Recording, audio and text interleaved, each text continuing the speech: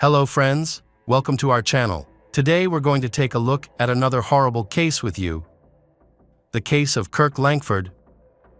Masumi was born in the Japanese town of Sado to parents Hichi and Fiko. She has two older brothers, Kenya and Rio.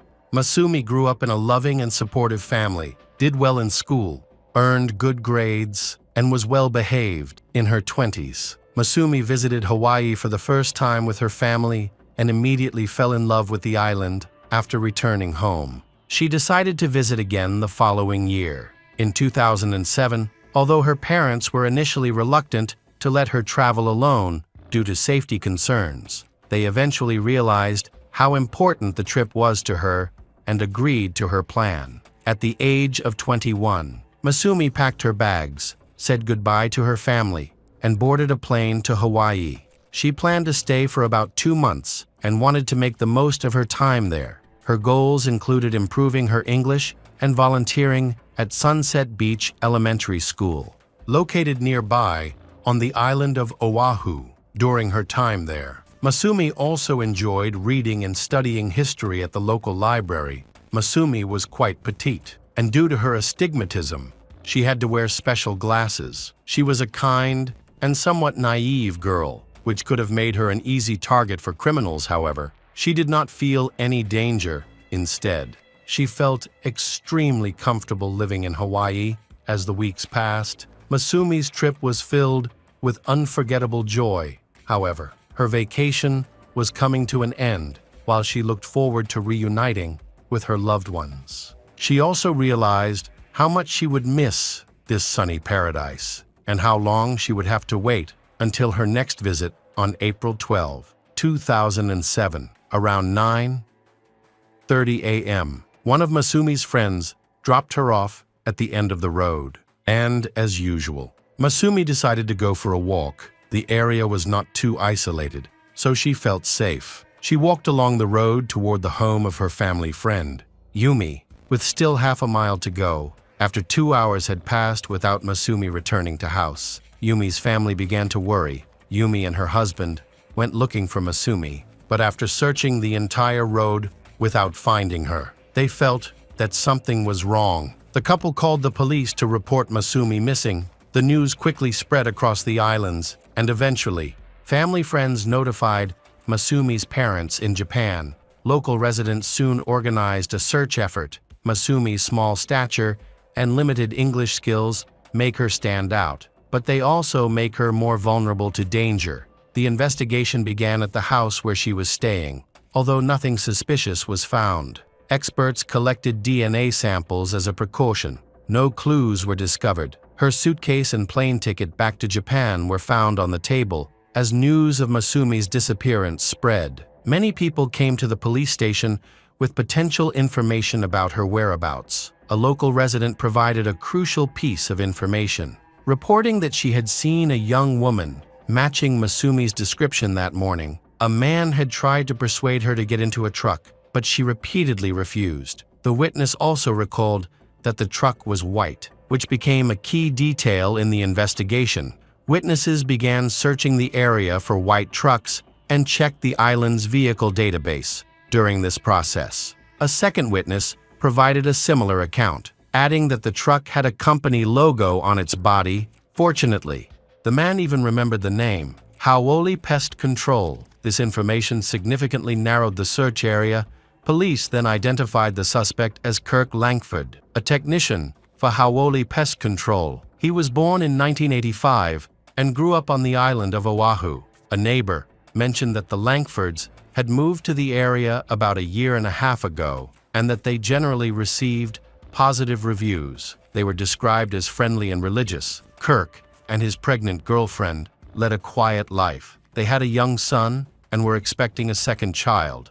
Kirk was known as a kind and gentle man who hosted charity Bible studies at his home, and his family regularly attended church. He was considered a trustworthy and moral person. Therefore, when rumors of his involvement in Masumi's kidnapping arose, many found it hard to believe. Kirk himself repeatedly stated that he knew nothing about Masumi's disappearance and had no involvement in the incident. However, he admitted that he was in the area the morning of her disappearance and was driving a white truck at a certain time. He claimed that this was just a coincidence and suggested that witnesses may have been mistaken. There was not enough evidence to arrest him, so the police eventually released him but left their contact information, asking him to call if he remembered anything else in the days that followed.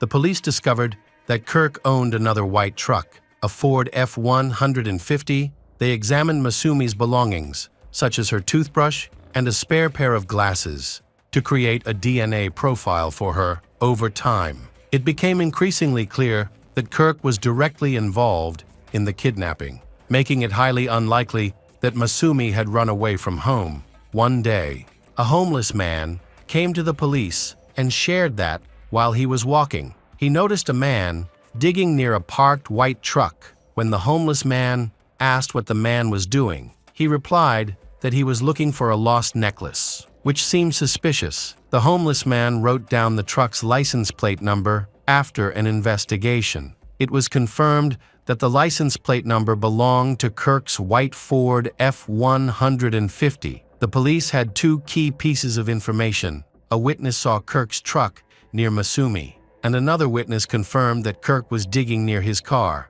However, this information alone was not strong enough to obtain a search warrant. Nevertheless, because Kirk had an outstanding traffic ticket, the police were permitted to seize both vehicles for a detailed examination. They also summoned Kirk for questioning, but he refused to answer any questions without a lawyer present. He subsequently took a polygraph test, which he failed. Fortunately for him, polygraph results are not legally admissible in court. The police understood that their best chance of arresting Kirk was to obtain a positive DNA match from his truck and Masumi's belongings. Unfortunately, the processing of the DNA samples took too long, compelling the police to release him. Ultimately, the police found key evidence inside Kirk's work truck. They discovered blood and glasses on the upholstery. A few days later, tests confirmed that the blood belonged to Masumi Watanabe, and the glasses found in the truck matched hers exactly. At this point, Masumi's case shifted from being classified as a missing persons case to a murder investigation. Kirk was arrested and charged with second-degree murder. During a subsequent interrogation, he changed his story, claiming that he had actually seen Masumi on the day of the incident. In this new account, he stated that he had accidentally hit her with his car, causing only minor injuries. He claimed he attempted to take her to the hospital, and she reportedly agreed. However, after driving a short distance, she suddenly jumped out of the truck. The car was traveling at over 40 miles per hour, resulting in Masumi hitting her head upon impact. Kirk attributed her strange behavior to their lack of communication. Citing her poor English as a contributing factor, he confessed that Masumi had been severely injured and died instantly after jumping from the vehicle. Instead of calling the police, he hid her body in the back of his truck that evening.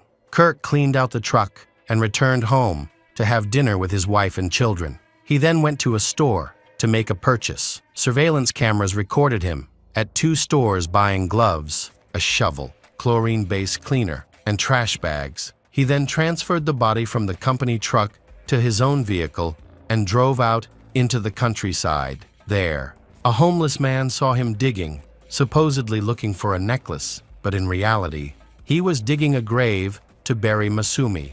When Kirk was discovered by the homeless man, he panicked. Instead of burying Masumi, as he had initially planned, he threw her body into the ocean. He later explained that he lied to the police because he was afraid of losing his job. In an interview, Kirk's live-in girlfriend mentioned that, after dinner on April 12, Kirk went out to work, and when he returned home, she noticed some stains on his clothes. Interestingly, Kirk's girlfriend later recanted her statement. However, the police returned to the burial site but found no evidence. Kirk's claim that he had abandoned his plan to bury the body there turned out to be correct, and, unfortunately, Masumi's body was never found. There was sufficient evidence to convict Kirk, including the testimony of several witnesses, a DNA match linking Masumi to Kirk's belongings, and Kirk's own statements. However, Since there was no evidence of intentional conduct,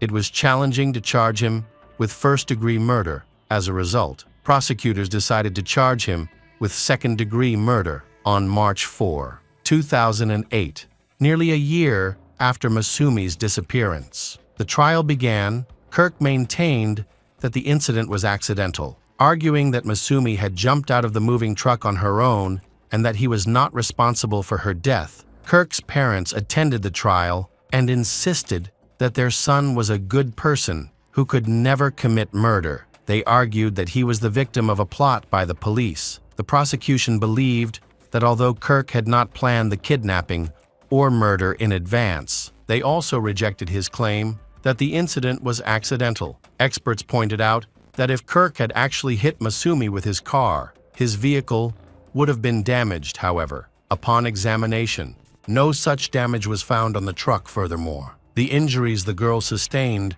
must have been much more severe than Kirk described, making his entire testimony seem implausible. The police and Masumi's family believed that Kirk had buried her body nearby instead of throwing it into the sea. However, in court, Kirk insisted that he had thrown her body into the ocean. The police contended that if the body had indeed been thrown into the ocean, the tide would eventually wash it ashore, as they had seen in similar cases. Because Masumi's body was never found, the police could not determine the cause of her death or whether she had been abused. Masumi's parents attended the trial. At one point, Kirk told them that he had not tortured Masumi. However, her parents, like the prosecutors, did not believe him. Masumi's father stated that every night he heard Masumi's voice, calling for him to take her home. Masumi's mother expressed that the family would not find peace until they could bring their beloved daughter back to Japan and give her a proper burial. After reviewing the evidence presented in court, the jury deliberated for a day and a half. Ultimately, Kirk Langford was convicted of second-degree murder and sentenced to life in prison. This is one of the longest sentences in Hawaiian history. Kirk's appeal was denied. It is hard to describe the depth of pain her family and friends must have felt. Losing a child is one of the hardest experiences for any parent, especially when they cannot even lay their daughter to rest. Masumi was a shy, gentle girl with her whole life ahead of her. She was drawn to the Hawaiian Islands and loved them dearly. Tragically, what was once a true paradise for Masumi became her final resting place. After the verdict, Masumi's mother made an emotional plea. She bowed humbly before the court and begged Kirk to show them where the body was buried. Welcome back to our channel. Today we will explore a new case. The case of Kenia Monge. Kenia Monge was born in 1992 in Honduras. Her mother, Maria, was only 15 at the time. A year later, Maria left Kenia with her grandmother and moved to America alone in search of a better life. In America, Maria met Anthony Lee, whom she married, and they had 2 children together. 10 years later, in 2004, Maria brought Kenia from Honduras to join their family in Aurora, Colorado. East of Denver, the family welcomed Kenia warmly, and she quickly began calling Anthony Dad. Initially, Kenia struggled with English, but she found it easy to learn and soon improved her skills. Growing up in a poor country, she appreciated the opportunities in America. After finishing high school, Kenia enrolled in a local college in Denver to study broadcasting. In 2010, at the age of 19, she moved out of her parents' home and into an apartment with her boyfriend. Since she and her friends were not yet old enough to enter bars and clubs, they used fake IDs to gain access to nightclubs. Her parents were unaware of this and would never have guessed that their daughter was breaking the law. However, Kenia could not foresee the consequences of her next trip to a nightclub with a fake ID. On Thursday, March 31, 2011, 19-year-old Kenia went to a nightclub in downtown Denver with 2 new friends. They spent time together and drank alcohol. Kenia, who was 155 meters tall and weighed about 40 kilos, quickly began to feel the effects of the drinks. At one point, she told her friends she needed to go to the bathroom. She left her purse, phone, and keys on the table, however, after going to the restroom. She never returned. Her friends assumed she had drunk too much and went home without worrying about her, continuing to enjoy their time at the club before leaving. The next morning, Friday, April 1, Kenya's boyfriend Lewis became concerned when she hadn't come home. He hadn't received any calls or messages from her, although Kenya often walked home alone at night. She always returned with him. Lewis contacted Kenya's sister, but she was unaware of Kenya's whereabouts. He then asked her to reach out to their parents. They also didn't know where Kenya was. The parents left work to search for her. Calling all her friends and acquaintances, they learned that Kenya had been out that night with girls she had only recently met. These girls later visited Kenya's parents, claiming they had been at the club using fake identification.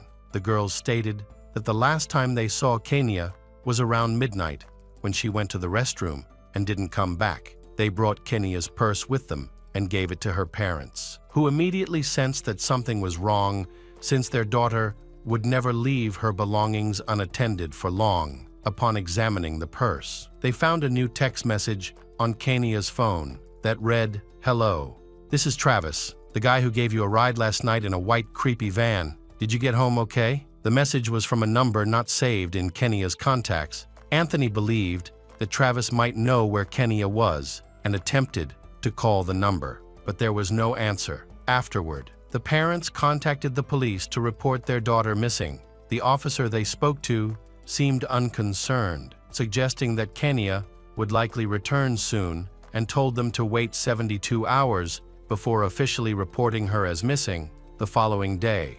Saturday, April 2, Travis returned the call. He explained that he had seen Kenya on the street near the club around 2:03 a.m.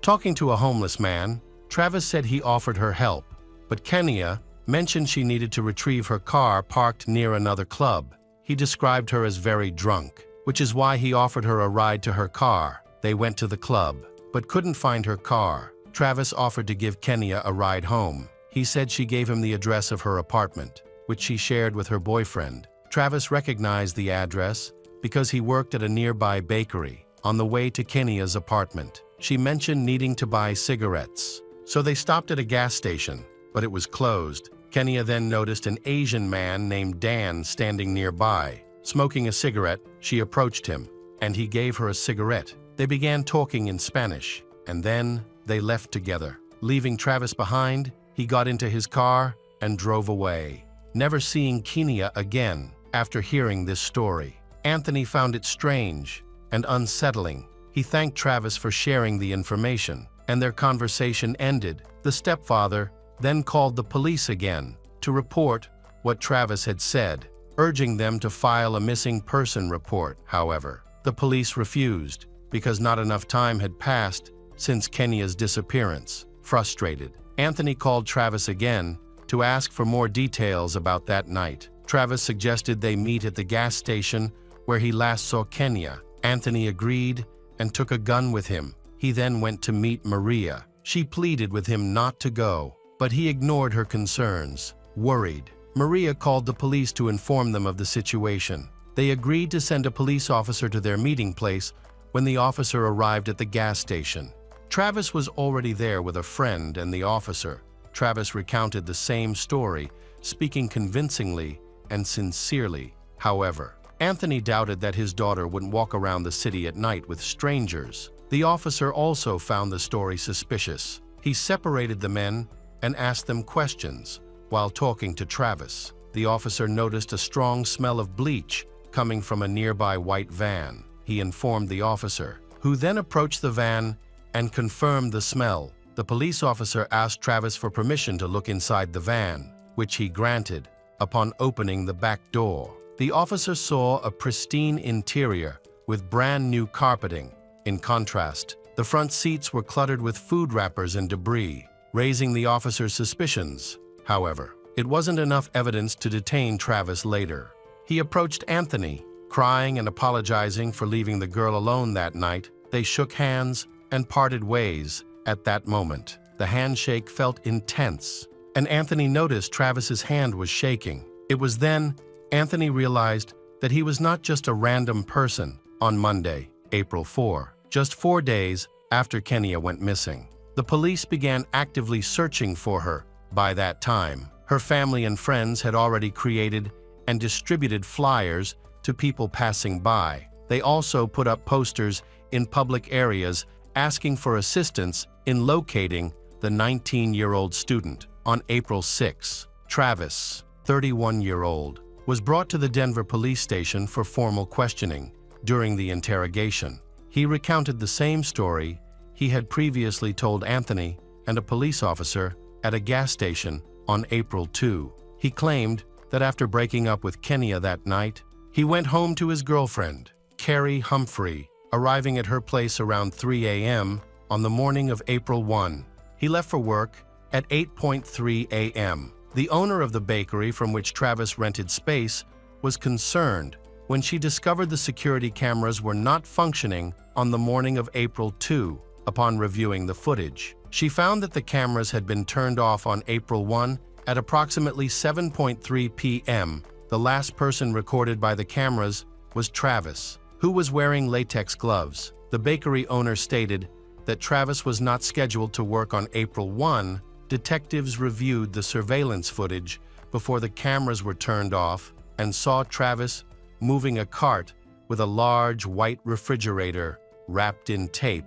Later, he was captured on camera carrying a roll of carpet into the bakery. He returned to his van with what looked like a bottle of bleach and turned off the bakery's cameras. Detectives interviewed nearby business owners, and one reported that on the evening of April 1, they witnessed 2 men setting fire to a large barrel behind the bakery, with a white van parked close by. When the bakery owner asked Travis about the fire, he claimed he was burning illegal marijuana. He also stated that he switched off the cameras because he was changing his clothes. The owner noticed that Travis had a cut on his arm. He told her he had spent the night in his van and was attacked by a homeless man while he was sleeping. She said, after Kenya went missing, Travis began to behave oddly. One day, he informed her that he would soon have to change his name and flee the country because a girl had ruined his life. Detectives investigating the disappearance of Kenya examined the background of Travis. They discovered that, at the age of 17, he was charged with breaking into 16 homes and businesses in Colorado, stealing cash and goods worth over $15. During a police search of Travis's room, officers found torn women's underwear in his closet, marked with the letter M in black marker, so he was convicted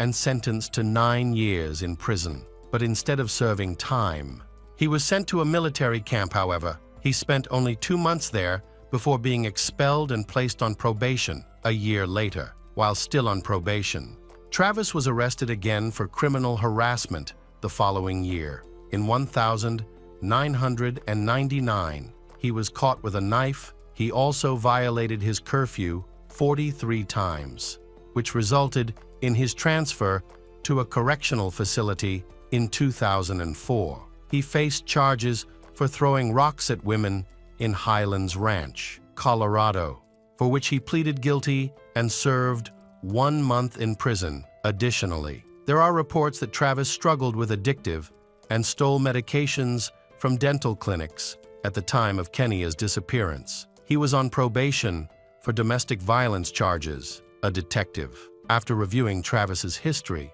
concluded that he had a deep-seated hatred for women. 2 of Travis's ex-girlfriends, who had close relationships with him, claimed that he enjoyed hurting them and even expressed delight while doing so. Their accounts received widespread media attention in Colorado and beyond. A month after Kenya went missing, he took a friend's car without permission and drove to Austin, Texas, leading the friend to report the carjacking. Meanwhile, detectives interviewed Travis's girlfriend, Carrie, who he claimed was with him from 3 a.m. to 8:03 a.m. on April 1. Carrie confirmed they had slept together, but investigators later checked Travis's cell phone and found, at that time, he was actually in Kingsburg, a small town about 40 miles northeast of Denver. Over the next 5 months, police conducted 12 searches in Kingsburg, using foot patrols, horseback, and helicopters to comb through ditches and bodies of water. But they found no evidence. On May 4, Travis was arrested in Austin on suspicion of carjacking after leaving Colorado in his friend's car. The detective assigned to the Kenya case traveled to Austin and interrogated him for 3 hours, particularly focusing on security camera footage from the bakery. Travis recounted his activities on April 1, claiming he burned the remains of moldy illegal marijuana in a barrel near his workplace. When asked if he had sexual relations with Kenya in his van, he refused to answer and requested a lawyer. On June 30th, Travis was extradited back to Colorado after his DNA was collected. His friend dropped the car theft charges against him, leading to his release. Once back in Colorado, Travis moved in with his father in his hometown of Fort Collins. Meanwhile, detectives kept a close watch on him. They discovered that he frequently visited nightclubs and bars and noted an incident on July 1 where he was stopped by the police for being heavily intoxicated and shouting loudly. After speaking with a local officer, he calmed down, and the detectives observed him for 3 more days before stopping their surveillance. On the evening of July 4, 2011, just 4 days after returning to Colorado, Travis went to downtown Fort Collins, where fireworks were scheduled to take place at the same time. 30-year-old Lydia Tillman was out for a walk in the city center. Lydia had moved to Colorado earlier in 2011 and was unfamiliar with the area. She had previously worked as a sommelier in New York. After a walk, Lydia headed back to her apartment, unaware that she was being followed. Once she reached her home, Travis forcibly entered her apartment, raped her, and choked her. He then physically assaulted her, despite her efforts to fight back by kicking and scratching. Travis overpowered her to his size and strength. Eventually, she ceased resistance before leaving. He poured bleach on her naked body. When her apartment burned down, Lydia managed to escape by jumping out of the second-floor window. By that time, emergency services, including the fire department, police, and ambulance, had already arrived. She was taken to the hospital, and in here, she revealed that she did not know the man who had attacked her. Unfortunately, she suffered a stroke soon after and fell into a coma for 5 weeks. The police found no evidence at the crime scene, as it was covered in bleach and burnt materials. However, investigators were able to collect microscopic DNA from under Lydia's fingernails, which was sent to the lab for analysis. Detectives, noting the presence of bleach at the scene, suspected that Travis might be involved in the attack on Lydia, prompting them to resume active surveillance of him. Travis spent his evenings wandering the city center, avoiding bars and simply observing women. On the morning of July 10, officers saw him speaking with a girl on the street for about 30 minutes when they noticed them about to leave together. An officer approached Travis and asked him questions. He appeared nervous and claimed his name was Travis Kennedy, but he had no identification, phone number, and memory of his address by that time. The girl had left. The officers had to let him go. About 20 minutes later, Travis came back into the detective's view, he having changed his t-shirt and put on a cap. He then spotted a drunk woman and approached her around 3 a.m. on July 11. Travis was arrested for providing a false name to the police later that evening. At 10:45 p.m., he was just minutes away from posting bail when forensic scientists reported that DNA found under the victim Lydia's fingernails matched his 100%. Following this revelation, Travis was taken into custody for the assault on Lydia Tillman. On August 26, Travis expressed his willingness to reveal what really happened on April 1st with Kenya Monge. However, he requested that he not be sentenced to prison as a sex offender or face the death penalty. He claimed that on that night, he and a friend encountered Kenya is drunk alone outside a nightclub where she was speaking to a homeless man. Travis's friend approached her to offer assistance, and they attempted to call her a taxi. When no taxi was available, they decided to drive her home in Travis's van. Travis dropped his friend off near his house and driving Kenya to her apartment. At this time,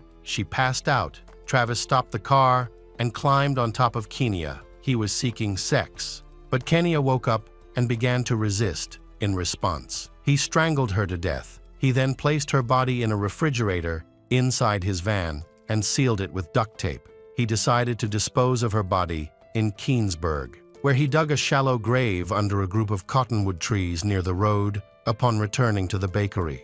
Travis cleaned the inside of his van with bleach and burned all the items Kenya had touched. On September 7, 2011, 5 months after Kenya went missing, Travis, along with his lawyer and detectives, went to Keensburg to show them where he had buried Kenya's body. When they arrived, Travis broke down in tears. The grave was about 3 feet deep, and Kenya was found lying in a fetal position, covered with a tarp. On September 26, 2011, Travis Forbes was convicted in connection with the Kenya Monge case and sentenced to life in prison without the possibility of parole. Shortly afterwards, Lydia Tillman, who was emerging from a coma, wrote a statement against Travis. So he was also found guilty of assaulting Lydia and received a 48-year prison sentence in addition to his life sentence for Kenya's murder. On October 5, 2011,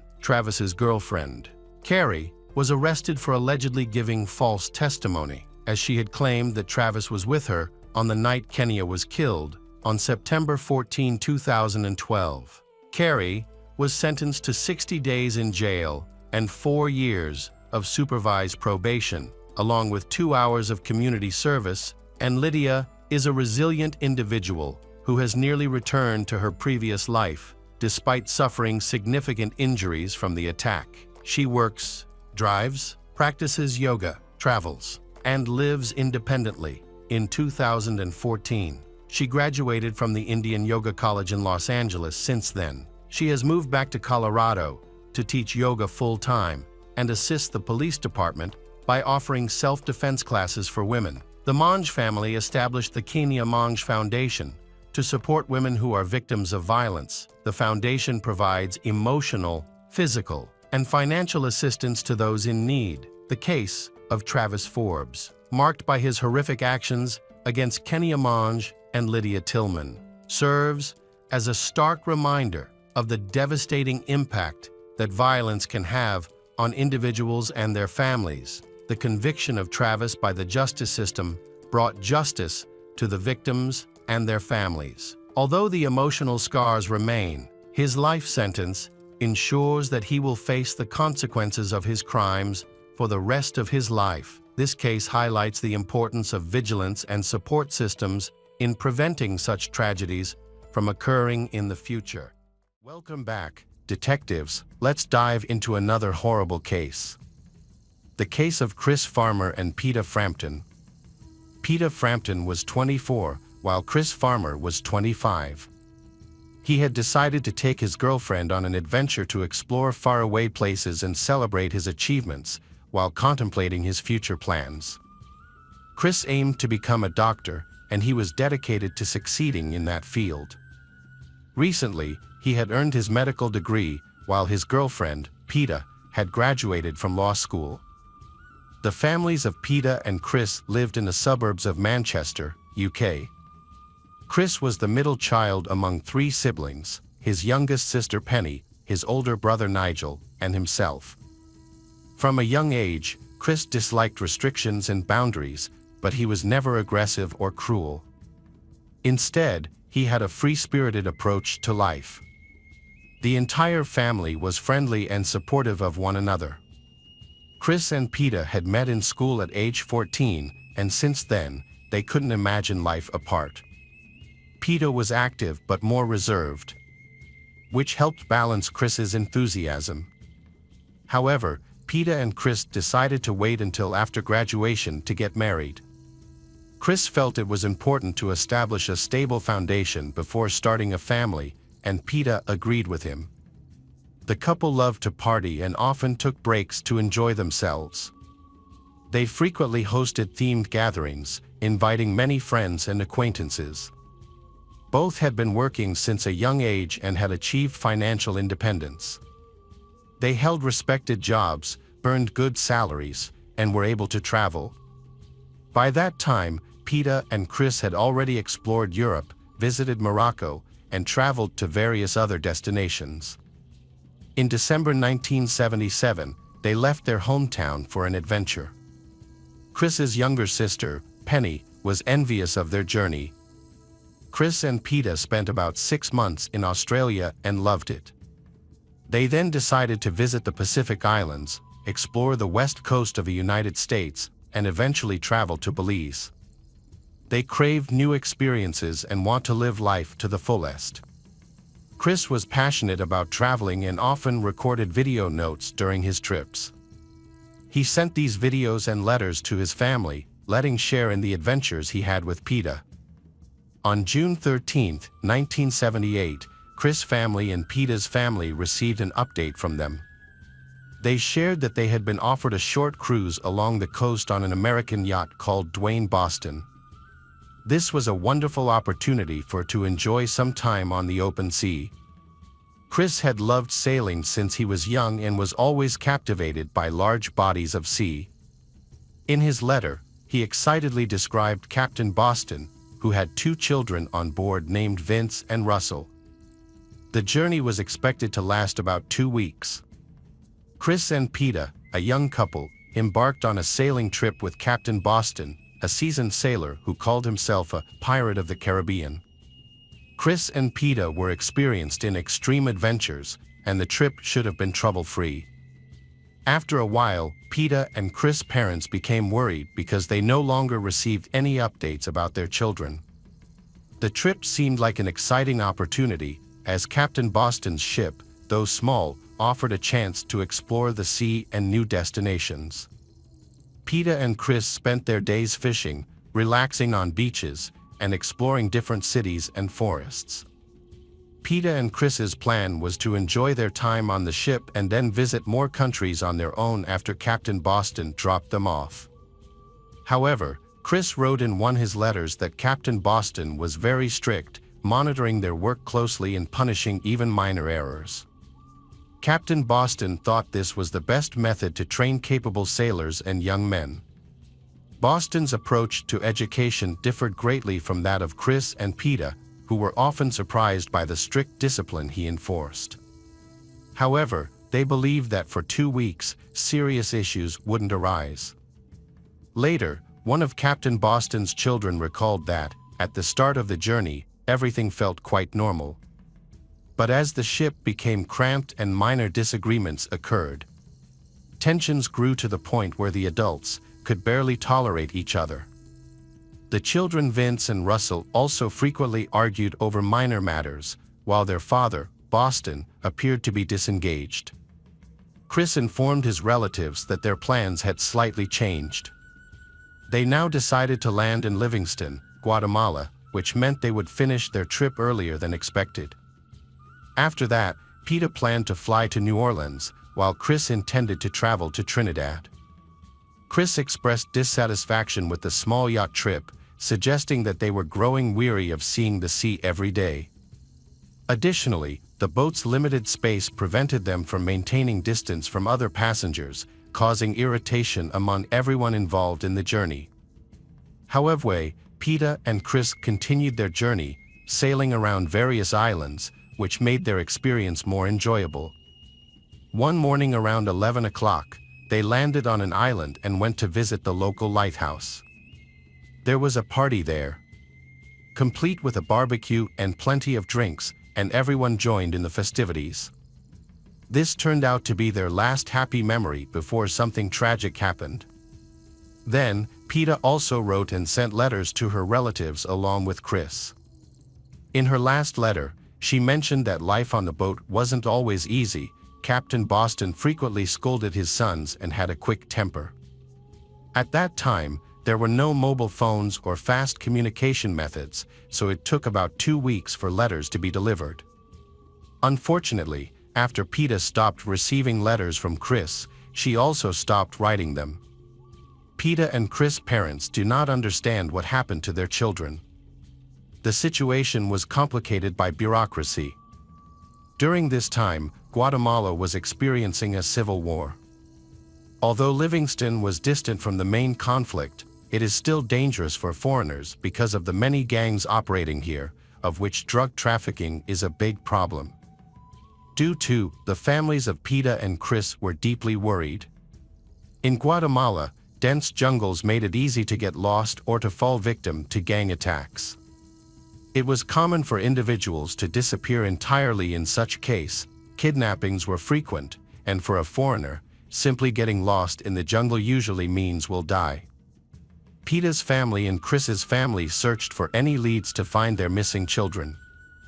They sent numerous letters and appeals across Central America, reaching out to city officials and medical centers, but they received no useful information. It was as if their children had vanished completely.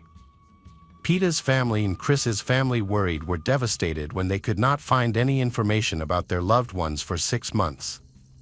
They then hired a private detective in Belize, who took on the case and quickly established contact with a Catholic priest in Guatemala. The priest revealed that the bodies of a young man and a young woman of European descent had been discovered the previous summer. There were suspicions that these could be the remains of Chris and Peter. Any hope that Peter and Chris were still alive seemed to have been completely dashed. In August of the 1970s, fishermen discovered 2 bodies about 200 meters from the shore. The bodies had drowned, and their hands and feet were tied to prevent them from floating. They were also attached to engine parts, and plastic bags were found over their heads. It was clear that their deaths were violent rather than accidental, as a forensic expert identified signs of severe beatings and torture. The examination revealed that the victims were still alive when they were thrown into the water. This is a huge blow to the Peter family and the Chris family. They had suspected that the bodies belonged to their missing relatives, Peter and Chris. 6 months earlier, at the time of the discovery, the identities of the victims from the massacre were still unknown. They were ultimately buried in a standard Guatemalan grave marked with white crosses. To identify the victims, their bodies needed to be exhumed and compared with dental records from the UK. Implementing this process in Guatemala is very difficult, leading the relatives of Peter and Chris to attempt sending the remains back to the UK for examination by more experienced forensic experts. However, they encountered issues such as translation problems, bureaucratic obstacles, and indifference from local authorities. Ultimately, the victims were identified as Chris Farmer and Peter Frampton using the dental records sent to Guatemala, but the process took an excessive amount of time. Sadly, the family's struggles continued as they sought answers about who could have harmed their children. Chris and Peter were happy and friendly people, and their relatives could not fathom why they had died. Sadly, the truth behind this tragedy was only uncovered 37 years later. Detectives from both the UK and the US investigated the case, but they were unable to find any leads. In the 1980s, British police officially closed the case without notifying Chris and Peter's families. Penny, the younger sister of Chris, wrote letters to he for 4 years, sending birthday and Christmas wishes, but received no response. This situation deeply affected both families, Peter and Chris, who lost their son and daughter. They consistently reached out to the Ministry of Foreign Affairs, newspapers, consulates, and police, seeking justice and updates on the investigation. Sadly, Chris's father and Peter's parents never received any answers and passed away before the case was resolved. In 2015, Chris's sister, younger Penny, decided to take charge of the investigation. She developed skills in online detective work. However, she had very little information about Chris' journey, except for the ship he has gone on at the time. Eventually, Penny located Boston, the captain of a sailing ship named Justin B., on which Chris and Peter has gone traveling before the tragic incident occurred. Penny pieced together limited information from Chris' letters. According to the letters, Chris and Peter detailed their plans to travel along the Caribbean coast with an American sailor and his 2 sons, aiming to reach Honduras. Boston, a native of Sacramento, California, was the last person to see Chris and Peter alive. In their last letters, Penny sensed tension between Chris, Peta, and Boston, leading to suspicions that Boston could be the killer. However, there was no solid evidence to support these claims. While walking her dogs, Penny suddenly had a realization about what she needed to do. She had previously created an anonymous social media account to monitor her 3 sons for safety reasons. This time, it dawned on her that she could use this account to gather evidence against Boston. She also felt it was essential to find Boston's sons, Vince and Russell, as she suspected they were involved in the murder of Chris and Peta. Penny located the accounts of both brothers, Vince, 13, and Russell, 12, at the time Chris and Peta were murdered. She confronted them, mentioning that her loved ones had died on Boston's ship and demanded answers. Russell ignored her. However, after speaking with Vince, who was more open to discussing the matter, she became convinced that the brothers Vince and Russell were themselves deeply troubled by the killings of Chris and Peta. Vince explained that their father, Boston, was a cruel alcoholic who abused them. During the trip with Chris and Peta, he got drunk and killed them both, and it felt like a scene from a horror movie. Penny encouraged Vince to go to the Sacramento police station to testify. He appreciated Penny's persistence, feeling that it was finally time to tell the truth. Following her advice in October 2015, Vince viewed the confession as a long-anticipated relief. For many years, Vince experienced nightmares about this incident. His father, Boston, was a dangerous man who committed numerous brutal crimes. However, the most terrible thing, Vince lived with this secret for nearly 4 decades, torn between his fear of his father and his desire to expose the truth. He had previously informed his grandmother and the police about the murder his father committed, but they either dismissed him or ignored his claims. Now, however, his statements had convinced the police, causing them to conduct an investigation into archived documents from 37 years ago. As a result, the police in Manchester and the United States launched an investigation. By 2016, Boston was charged with double murder. Vince reported that he witnessed the murders of Chris and Peta, and his younger brother, Russell, who was 12 years old at the time of Chris and Peta's disappearance, also provided detailed accounts of what happened. Vince described how Boston brutally beat Chris, stripped him, tied him up, and attached many heavy parts of the car that were later found on the ship. When Boston pushed Chris over the side of the ship, he was still alive, but that didn't stop Boston. Afterward, he went down to the lower deck, where screams could be heard for a long time. Later, Chris was thrown overboard, tied up and naked, and drowned in deep waters, leaving no chance for survival. In his interview, Vince shared his experiences of living under the oppressive rule of his tyrannical father, Boston. While other fathers played with their children, took them on outings, and rode bicycles, Vince's father involved him in criminal activities, such as robberies. He intended to use his children to break into homes and harm people. However, Vince and Russell refused to participate, which only led to even harsher punishments from there. Vince felt relieved that, after many years of being overlooked, people finally listened to and believed him. At the time of the online investigation, he was 50 years old. Initially, he was too afraid to discuss the murder with anyone, not even his younger brother, Russell, who also witnessed it. Their father, Boston, had threatened them, saying that if they went to the police station, he would die. He justified his actions by claiming he had no choice, otherwise, Chris and Peta can report him, so he needed to eliminate them. Boston believed that informers were the worst kind of people. He worried about what would happen if Vince and Russell ever revealed what they had seen. Who would be the next victim? The threats and intimidation Vince and Russell faced deeply affected them. They had grown up under the oppressive control of an alcoholic father who instilled fear in them and kept them quiet. Despite this, Boston's eldest son, Vince, wanted to speak out and tried to do so as soon as he escaped from his father's grasp. Vince noted that as an adult, he repeatedly reported the incident to the police, but his pleas were ignored and even mocked. At first, Penny believed Boston's children were involved in the crime. However, she soon realized they were actually victims of a criminal who had been tormenting them for years.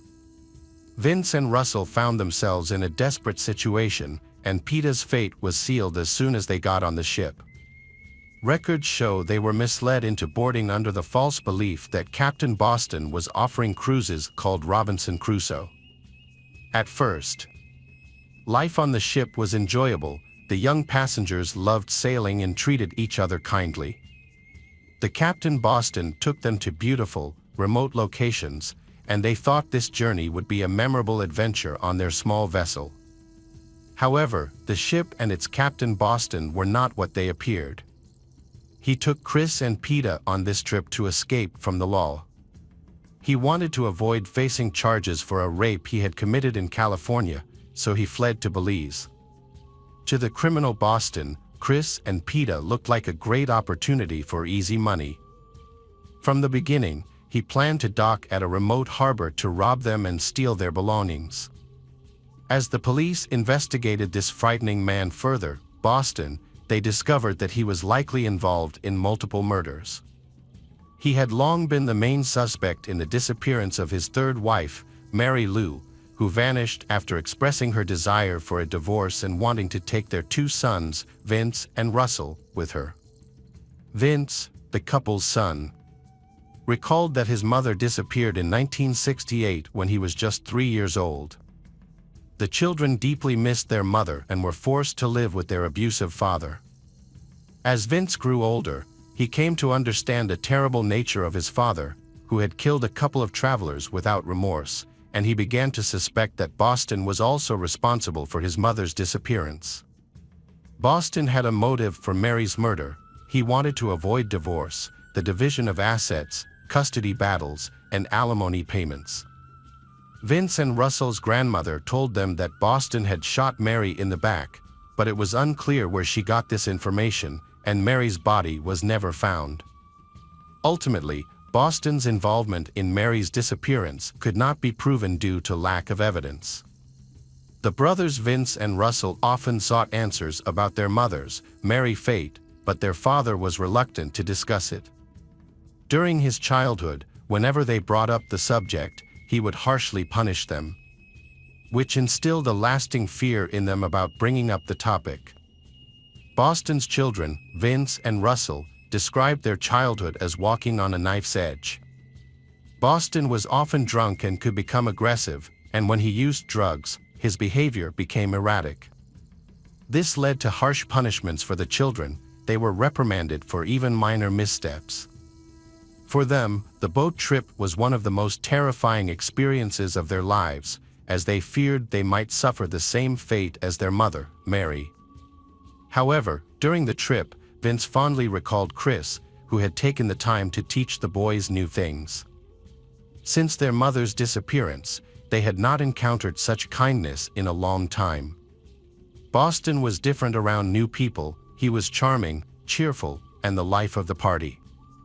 However, this changed when he became uncomfortable with strangers and began punishing his children again.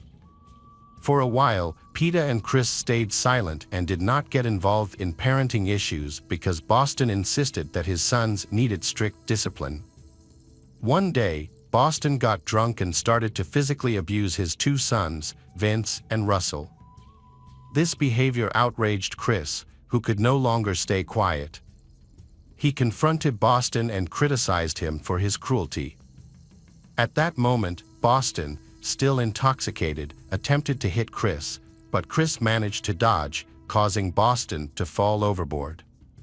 Although he was helped back onto the boat, he held a deep grudge against Chris from that point on. Atmosphere tension and uncertainty filled after the incident. Boston felt compelled to take revenge because he thought Chris had insulted him. The following day, the couple Peta and Chris requested to be dropped off on shore. However, Boston attacked Chris from behind while he was distracted. He caught Chris off guard and struck him in the head with a single blow. Boston then delivered several powerful punches to Chris's chest and bound his hands and feet. Boston went down to the lower deck, where he knocked down and tied up Peter. The next day, he tortured and abused Peter and Chris, forcing Vince and Russell to take care of they. Vince and Russell were confused and didn't know what to do. They wanted to help Chris and Peter but were scared for their own safety. Peter asked Vince and Russell for assistance, but they did nothing. Despite the situation, Chris remained brave and did not cry. Days later, Boston announced Peter and Chris would be released on the shore. They were thrilled, thinking their suffering was coming to an end.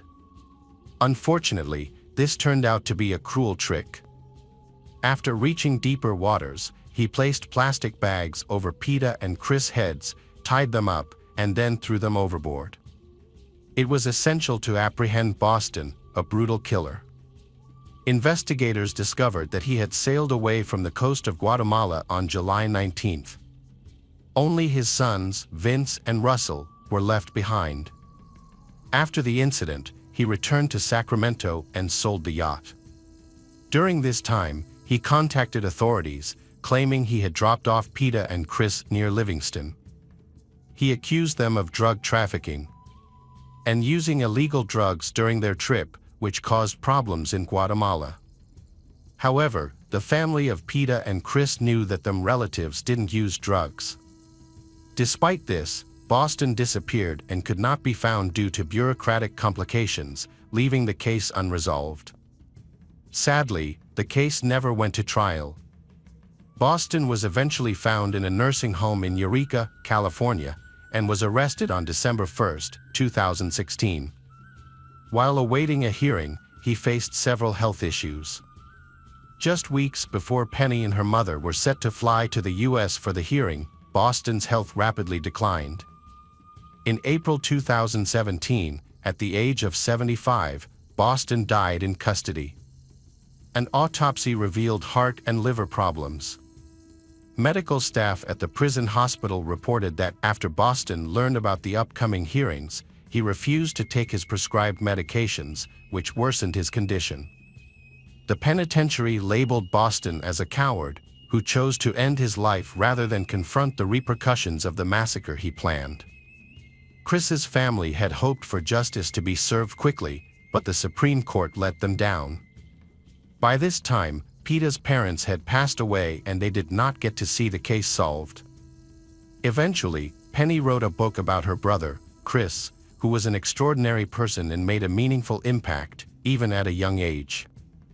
In 2019, she traveled to Guatemala to visit the graves marked with white crosses where Peter and Chris were buried. Penny wept for her brother and for his girlfriend, who had stood by his side until the very end. This journey was difficult but helped her to confront her fears and pain. Chris's relatives continue to remember him, as he had aspirations of becoming a doctor and brought great pride to his family. His mother lived to be 99 years old and often felt it was unjust that her son was taken from her at the young age of 25. She often expressed that she would gladly trade several years of her life for him, believing he would have accomplished something extraordinary during that time. Welcome back, detectives. Let's dive into another horrible case. The case of Jean Domenico. Jeanine Domenico was born on August 29, 1959, in Massachusetts, USA. After graduating from college in 1987, she moved to Shore, New Hampshire, where she married Anthony Kaczynski and started a family. They had 2 children, a daughter named Nicole and a son named Charlie, born 2 years apart. Unfortunately, after Charlie's birth, Jean's marriage began to deteriorate. Anthony became aggressive and abusive, which ultimately led to their divorce. After the divorce, Jean worked hard with Nicole, who had a developmental delay. Because of Jean's dedication, Nicole learned to manage her condition by the time she started school. However, after enrolling her children in school, Jean faced financial difficulties and wanted to work more. Fortunately, a neighbor helped care for the children. Despite her busy schedule, Jean prioritized her children and spent all her free time with them. When the children turned 14 and 12, Jean began working at an insurance agency about 20 minutes from home. With her heavy workload, she could no longer pick them up from school, but the teenagers were able to get home on their own, which helped them become more independent. In 2000, while working at an insurance company, Jean met Chris McVan. He was attracted to her professionalism and deep love for her children. They began dating and eventually became engaged, but Jean chose to postpone their wedding plans. She lived in a small house that was too small for the three of them, while Chris had a spacious house of his own. Although Chris was eager for them to move in together, Jean asked them to wait until her children were older, wanting to build her life with them without the added stress. Chris was very understanding and sometimes slept over, but he preferred to leave early in the morning to avoid having to queue for the bathroom. As Nicole's daughter turned 16, she entered a typical rebellious phase and started a relationship that Jean disapproved of. At the same time, Charlie began associating with a bad crowd, becoming hot-tempered and aggressive. It appeared that his transition into adulthood would be even more challenging than his sister's. Jean worried greatly while she was at work, leaving the children at home alone. She was particularly concerned because their biological father had been a domestic abuser who frequently resorted to violence, and Jean feared that her son might follow that same path. On August 6, 2003, the family's day started like any other. Chris woke up at 6 a.m., kissed Jean, and went to work, looking forward to dinner that evening. Jean finished work at 5 p.m. and went home, while Chris was still busy in a meeting.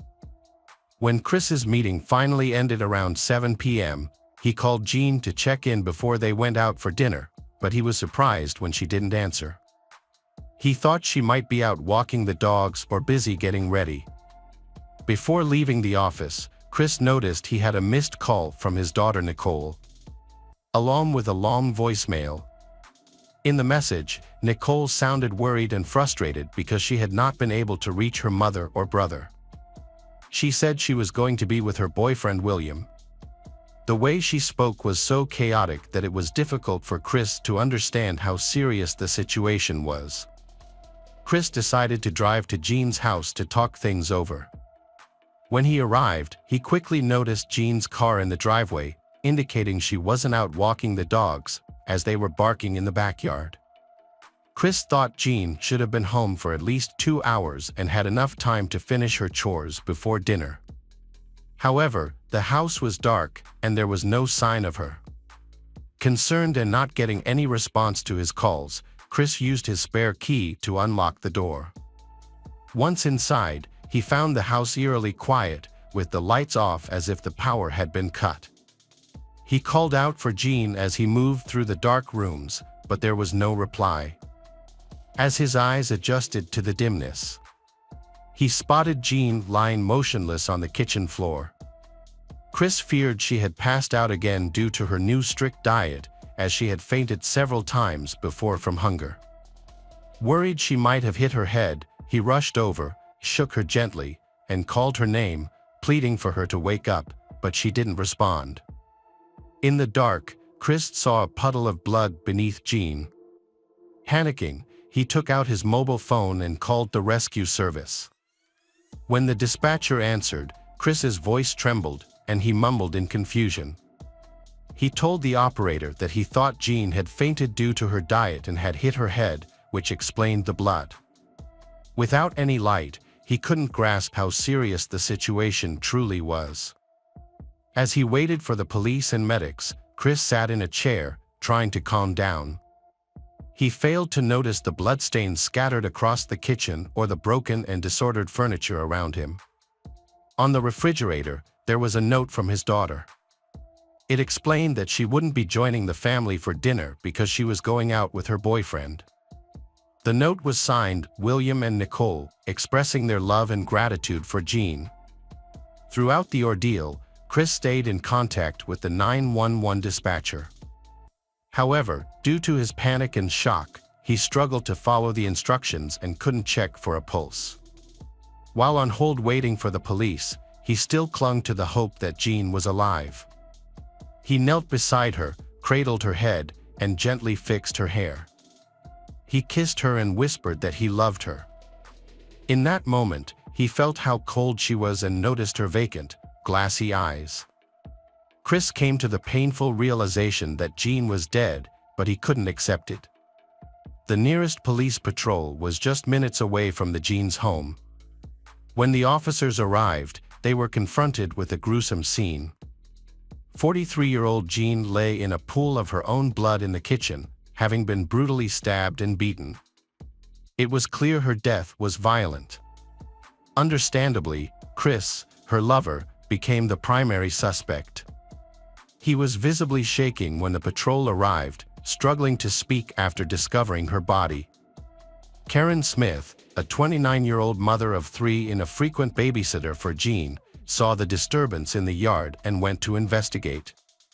While Jean's fiancé was in shock and crying, the police spoke with the neighbor, hoping she might have heard or seen something during the attack. Unfortunately, she couldn't offer any useful information. The police cordoned off the area around the house, preventing local residents from entering the secured zone while they conducted their investigation. When local residents learned about the murder, they were heartbroken. The Jean was a kind and vibrant woman, making her death particularly shocking to those who knew her. Neighbors felt unsafe knowing that a dangerous killer was still at large. At the crime scene, police uncovered evidence of a horrific attack involving multiple knives. One knife was found in the sink with a broken handle, while the blade lay on the floor near the victim's body, suggesting it broke during the assault. Another knife was discovered in the backyard, and a bloody palm print was found on the refrigerator. A trail of blood stretched from the kitchen to the living room, leaving even seasoned police officers stunned by the severity of the crime. Police noted that the killer appeared so angry that they did not care about the evidence they left behind. This type of behavior often indicates that the perpetrator had a personal connection to the victim and may have harbored a deep grudge against her. After a brief examination of the scene, the officers returned to Chris, who was still in shock and struggling to answer even basic questions. They watched Chris closely, as he was the prime suspect due to his unusual behavior and the circumstances surrounding him. Once Chris was able to speak with the officers, he shared his own suspicions. After realizing that Jean's death was not an accidental fall, he believed that only one person could be responsible. In his opinion, Jean's ex-husband, Anthony Kaczynski, was abusive and had a troubled relationship with her. The police recorded his statement and spoke to Jean's neighbors and relatives, who confirmed that Jean had indeed had problems with Anthony. She had previously mentioned being afraid of him. It was known that the teenager had a bad relationship with his mother. He felt angry with her because they had become estranged from his father and other issues. After hearing the conversation, Charlie believed that his father could not have harmed his mother, so he reported this belief to the police.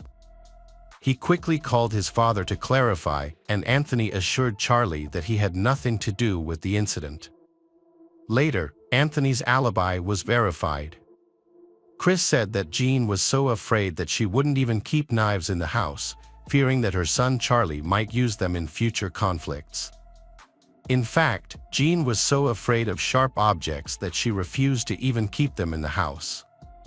Before she started dating Chris, she had confided many times that she felt like she was about to die from cold weapons. Surprisingly, this strange obsession turned out to be a premonition. After Chris gave her a set of knives, Jean had a hard time agreeing to use them. At first, she locked the set in her bedroom when she went to sleep.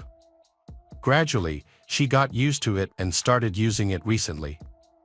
Before the tragedy, Nicole and Jean's arguments began.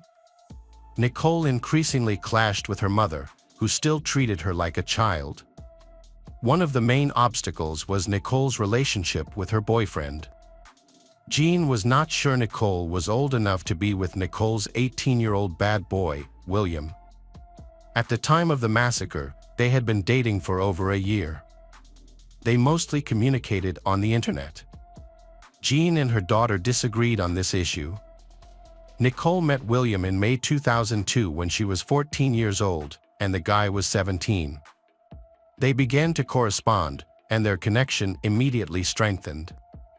Despite the fact that the young man lived in Connecticut with his mother, the couple seriously intended to date and develop a relationship. The young man was born prematurely in 1985 into a dysfunctional family. Once, when he was still very young, his father quarreled with his wife and struck her hard in the face. Life in a cruel and indifferent family had a negative impact on the William. From a young age, he displayed aggressive behavior, frequently breaking things and often hurting his sisters. During this time, his father's inappropriate actions forced their mother, with 5 children to care for, to seek refuge in a motel. One tragic day, the family's house caught fire, and he watched helplessly as their belongings were consumed. He feared that his father was trapped inside. The sound of fire truck sirens haunted him for many years. His mother observed that after the fire, he changed significantly. William began to frequently discuss death, exaggerate his childhood experiences, and express a wish to die to her. As he grew older, William began to exhibit cruelty and aggression, often directed at strangers. When he was 8 years old, he experienced a devastating loss when 2 of his best friends died in a car accident. This trauma deeply affected him, leading to the development of psychological disorders that resulted in his admission to a psychiatric hospital for 30 days. During his treatment, he struggled with anger towards his mother, which he expressed during phone calls. While at the psychiatric clinic, William was prescribed medication to help manage his aggression, but this had a negative impact on him. He became reliant on these drugs to control his behavior.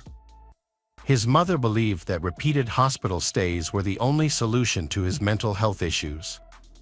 However, doctors were unable to provide a clear diagnosis, rendering their efforts largely ineffective. Starting at the age of 9, William's problems intensified. In 1994, he attacked one of his sisters with a baseball bat and damaged various items in the house. This led to another hospitalization, and similar incidents occurred 2 more times. Throughout these admissions, doctors tried to understand what disorders he was facing. Another significant episode happened when he was 13, during which he frequently ran away from school and initiated fights.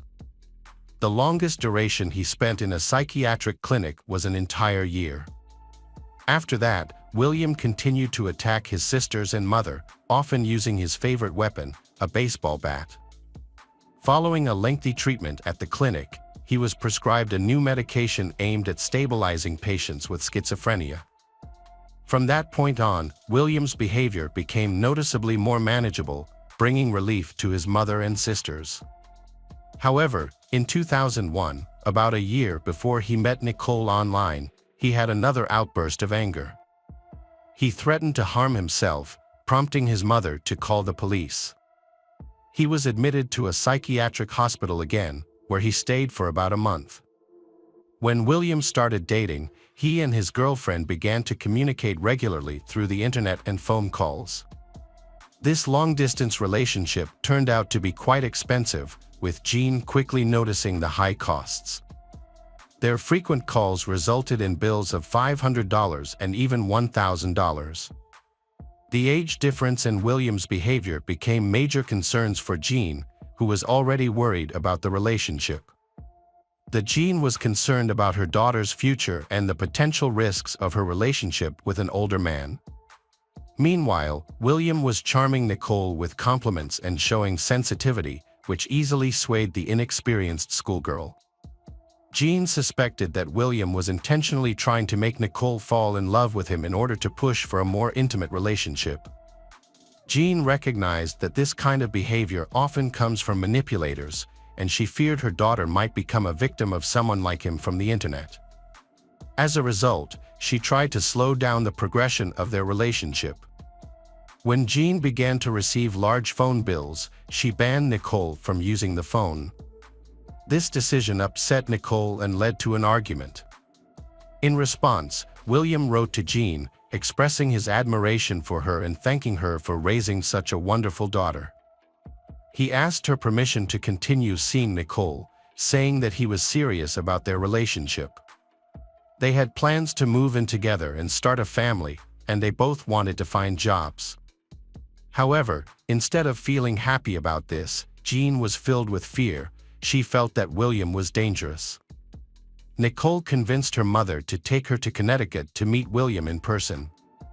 Her mother saw this as an opportunity to end their relationship, believing that seeing the bad guy in person would turn Nicole off. She planned an 8-hour trip with Nicole. Unfortunately, her plan backfired. After the meeting, Nicole fell even more in love with William and ignored her mother's warnings about him. Nicole cried for 2 hours on the way home over the breakup, leaving Jean shocked at her daughter's immaturity.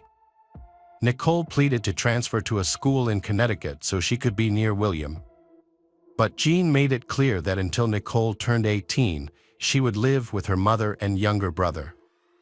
This became a source of tension in their relationship for the next 15 months. William got a job at McDonald's, helping his family financially while also trying to win over Nicole's mother. Meanwhile, Nicole struggled to live with her mother and brother, away from her boyfriend. Nicole and William both write letters to Jean, but their attempts seem childish and unconvincing. Jean remains adamant that Nicole must stay with her until she is an adult. William got his driver's license and saved enough money to buy a car, which made him excited to visit Nicole. In August 2003, he fulfilled his dream and went to see her. Nicole's mother hesitantly allowed him to stay for just a week so they could spend time together. Because Jean worked long hours, she let William stay at her home when she wasn't there. Their neighbor, Karen, occasionally checked on them throughout the day, claiming she was protecting them from getting too close. This, of course, was naive. One day, Nicole asked Karen to buy a pregnancy test, revealing that she and William had grown intimate. Karen was shocked and intended to tell Jean about it, but she never got the chance.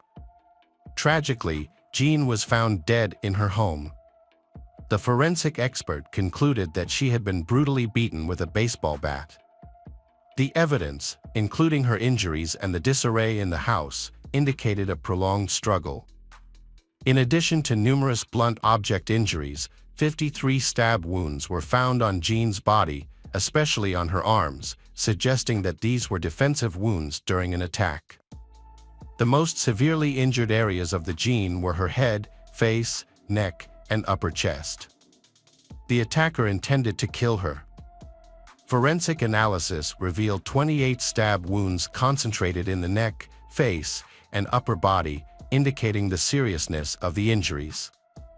The forensic expert noted that the Jean suffered for a prolonged period. Despite multiple injuries, only one stab wound to her arm struck a vital area, rendering her unable to move or call for help. This ultimately led to her losing consciousness and dying during the assault. The attacker also punctured her lung, causing her to suffocate as it filled with blood. When Chris learned of the severity of the attack, he was devastated. At that point, he regained consciousness and was willing to cooperate with the police. He provided a DNA sample. Chris went on to blame Jean's ex-husband, Anthony, for the attack, saying that Jean had expressed fear of Anthony, claiming that he had threatened to kill her. In the evening, Nicole and William returned to the house but were stopped by the police cordon and not allowed onto the property. The officers were initially unsure of their identities. Once they recognized the young couple, the police detained them and took them to the station for questioning. William appeared very anxious and restless, explaining that his anxiety stemmed from mental health issues. His mood fluctuated rapidly. At times he was friendly and willing to talk, while at other moments he became aggressive and withdrawn. This erratic behavior raised the officers' suspicions. Nicole and William were interrogated separately. William stated that he last contacted Jean around 2 p.m. He mentioned that they had walked together in the supermarket and planned a family dinner with Jean and Chris that evening before he was supposed to return to Connecticut. He claimed he knew nothing about the attack. In contrast, Nicole began crying immediately, making it hard to understand her. She became even more distressed when she learned about her mother's death. After a while, she calmed down enough to explain that they had spent the day in the supermarket. However, her account had significant inconsistencies compared to William's, which led police to suspect that he was not being truthful. As a result, they requested DNA samples for analysis. The main issue was Nicole's story about buying a shirt that William claimed to have worn all day, but it was missing when he was arrested. He also couldn't explain the whereabouts of the new shirt, which raised suspicions. This was odd, unless he got rid of it because it was stained with blood. When the police noticed this detail, William became visibly more nervous as they asked him probing questions. Eventually, he grew aggressive and refused to talk, citing his mental health problems. The police then asked when he last took his medication. At first, he said he hadn't taken his last dose due to being held and questioned, but later he changed his story and admitted he had not taken his pills for several days. The young couple seemed to be hiding something and begin to feel pressured. Nicole tearfully shares her problems with her mother, while William confesses that he has many burdens on his conscience that he feels he cannot reveal. They reveal that William has been planning to take Nicole with him when he leaves home, a plan that Jean is strongly against. William constantly pressures Nicole. This manipulation makes her feel responsible for their troubles, and she often blames her mother for forbidding them. Eventually, the couple managed to escape from the police station, but they were caught again 2 days later. This time, Nicole and William confessed to killing Jean and were questioned separately. At first, William joked about her death, but it quickly became clear he was serious. He suggested they mix prescription drugs into Jean's morning coffee, thinking she would either overdose or fall asleep while driving, leading to a fatal accident. Unfortunately for them, their plan did not succeed. William came up with a new plan. He decided to add bleach to the cream that Jean used in her coffee. However, Jean noticed the strong smell and refused to drink it, which led them to think of more extreme measures. They considered setting Jean on fire in a car, but William's childhood fear of flames made that plan unfeasible. They then thought about blowing up the house with her inside, but that plan also didn't work out. Ultimately, William chose to confront Jean with a baseball bat, a weapon he had favored since he was a child. Initially, Nicole opposed this violent idea, but after some consideration, she changed her mind and agreed. On the day of the attack, William waited at home with the electricity turned off. Meanwhile, Nicole stayed in a car parked at a nearby store, making sure Chris wouldn't come back. When Jean entered the house, an argument broke out between her and William. In a sudden moment of escalation, he grabbed the baseball bat, marking it as the point of no return. The confrontation quickly turned violent as he swung the bat. Despite Jean's efforts to defend herself, he continued to strike her. Then, he picked up a larger knife and inflicted even more injuries. When police asked William how many times he stabbed Jean, he said it was about 8, but that was a significant understatement. In reality, he inflicted 53 stab wounds on her. After the brutal incident, William tried to clean up the house before going back to the car where Nicole was waiting. Visibly shaken, he urged Nicole to go home and get him a towel to clean up the blood, and she agreed. Nicole entered the house, unfortunately stepping over her mother's body. She left a note on the refrigerator, took a towel and a knife she found, but then discarded both items before going to get William a change of clothes. The police collected evidence at the crime scene, including bloody handprints on clothes and shoes. William and Nicole were arrested and charged with first-degree murder and conspiracy. From the start, William's lawyer highlighted his mental health issues.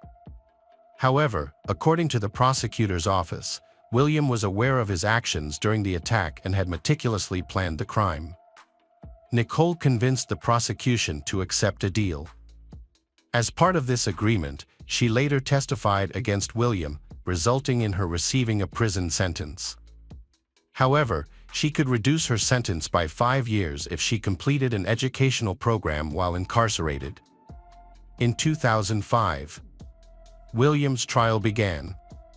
Nicole claimed her actions were motivated by innocence and love, but she had played a role in the tragedy of her mother's death.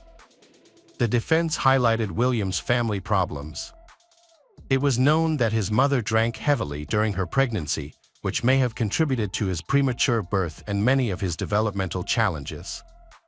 The prosecution argued that Nicole had incited him to kill his mother. Nicole was aware that her boyfriend struggled with anger management. According to the defense, she exploited William for her own gain. William argued that he should be placed in a mental hospital instead of prison. However, the trial did not support this request. The jury found William Sullivan guilty and the judge sentenced him to life in prison without the possibility of parole. Welcome back, detectives. Let's dive into another horrible case. The case of Lillelid family. Vidar Lillelid was from Bergen, Norway. At just 20 years old, he decided to Florida, USA, to pursue his dreams. As the youngest of 4 children, he had always been a modest homebody, filled with positivity and aspirations of having a wife, children, and a bright future. In February 1989, Vidar married Delfina Zelaya, an American of Honduran descent, whom he met through their mutual involvement in Jehovah's Witnesses. Then, they decided to move to Miami. In 1990, they welcomed their first child, a daughter named Tabitha. However, they soon realized they wanted a quieter life away from the hustle and bustle of Miami, forcing them to seek a more peaceful place to raise their children. Vidar and Delfina found a home on the outskirts of Knoxville, in a suburb called Powell. This typical American suburb offered tranquility, beautiful natural scenery, and a tight-knit community. The young couple was warmly received by the locals, and it felt like their search for a better living environment had finally come to an end, allowing them to enjoy a serene life. In 1995, Vidar and Delfina welcomed their son, Peter. As time passed, they decided to move to a larger home where each family member could have their own room. In 1996, they found the house that was built 50 years earlier, known for its remarkable architectural design, located in the suburbs. Upon moving in, the family quickly began planning for the future. Their first priority was to renovate the old house extensively and build several outbuildings. The couple eagerly started the renovations house, focusing on the guest house. Although the young family was not wealthy and chose the house for its affordability, they were aware of the significant work ahead and were motivated to tackle the difficulty together. Friends and relatives remembered Vidar and Delfina was enthusiastic people, attached to their faith, family, and aspirations. They worked diligently, with Delfina employed at a local restaurant and dedicating her free time to her family. The couple was very religious, and in April 1997, their local congregation organized a special event in a neighboring state for those interested in deepening their faith and learning effective practices. On April 6, 1997, the final day of the meetings, the congregation invited the family to dinner. However, Vidar and Delfina were want to get home because didn't have enough money for the meal. They had already spent most of their savings on the trip and new clothes for the convention. The young couple, along with their children, thanked the congregation for the invitation but chose to celebrate in a smaller setting instead. To commemorate the occasion, Vidar and Delfina planned a picnic on their way back to create a festive atmosphere for the children. They began their journey, but during the drive, their son, Peter, started experiencing a severe headache and complained to his parents. It was already 7:30 p.m. and darkness was approaching. Vidar decided to pull off the highway in Greene County, Tennessee. He parked at a rest stop and took a walk with his son to help him feel better. Meanwhile, Delphina and Tabitha went to the restroom, where they ran into some unfamiliar girls. As they waited at the restroom exit, Peter was already outside with his father, Vidar. After their short walk, the boy felt better, and they waited for Delphina and Tabitha to return so they could have a snack. At that moment, several people noticed them. In Knoxville, a small motel housed a group of young people from Kentucky who had moved into one of the rooms. The group consisted of 6 individuals: 18 years old Natasha Cornett, 17 years old Karen Howell, 20 years old Joseph Reisner, 14 years old Jason Bryant, 19 years old Edward Dean Mullins, and 18 years old Crystal Sturgill. Many of them faced legal issues, had abusive parents, and came from troubled family backgrounds, often dealing with domestic violence and academic struggles. These young people banded together to live and often lived together in a motel, often renting a room for a long period of time. On April 4th, they checked into a motel in Columbus, just days before the incident occurred in Tennessee. Their unusual and daring behavior quickly attracted the attention of the motel staff.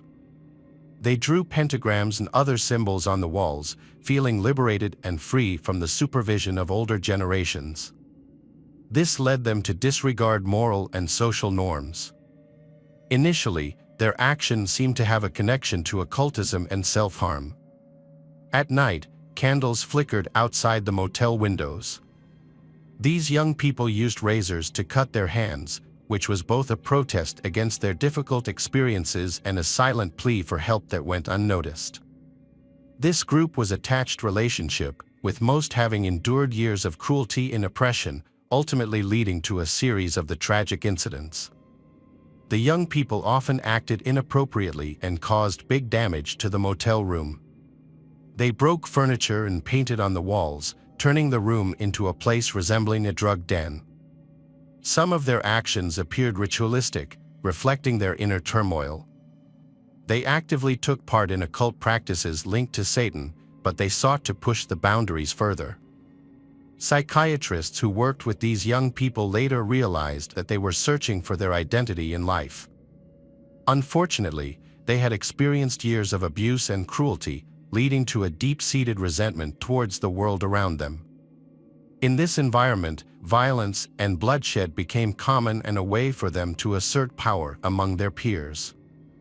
It's clear that their minds were not filled with good intentions or kindness. They formed a secretive community that was prepared for more than just drawing pentagrams. They were out for revenge. The most ruthless leader of this group was Natasha Cornett, who stated her intention to start Armageddon and insisted that nothing would stop them. They were resolute in their desire for revenge against the world. Before Natasha, there had been similar confessions, but they were largely overlooked. This lack of attention to her words likely contributed to her extreme actions. Natasha stated that she had been communicating with angels and demons since she was a child.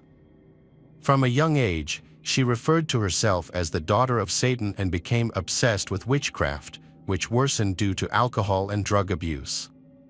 In 7th grade, she developed an eating disorder that eventually resulted in her hospitalization in Lexington. Doctors diagnosed her with severe manic-depressive tendencies and a propensity for self-harm and harming others.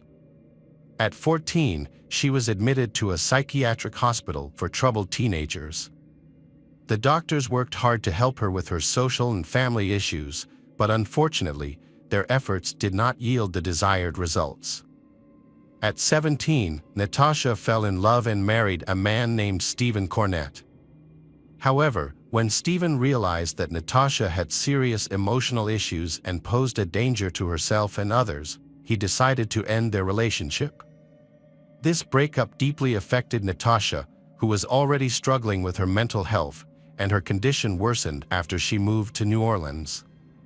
There, she suffered a brutal attack by 5 men, which resulted in severe emotional trauma and further deterioration of her mental state.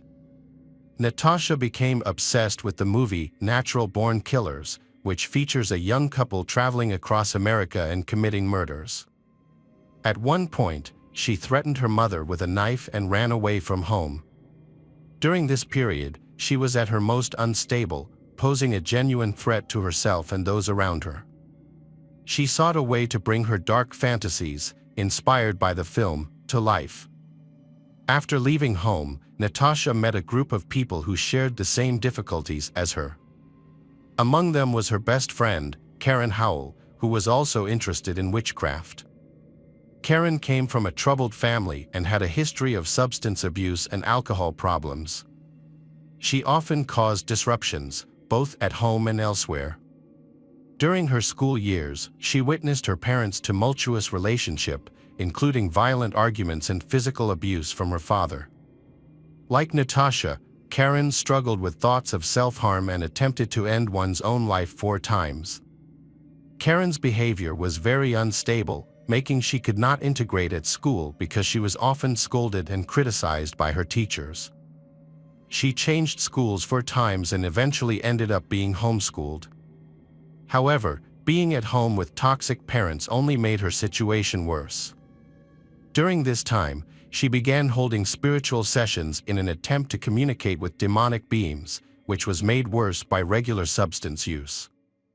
Karen became a passenger in a car that was transporting weapons for a gang.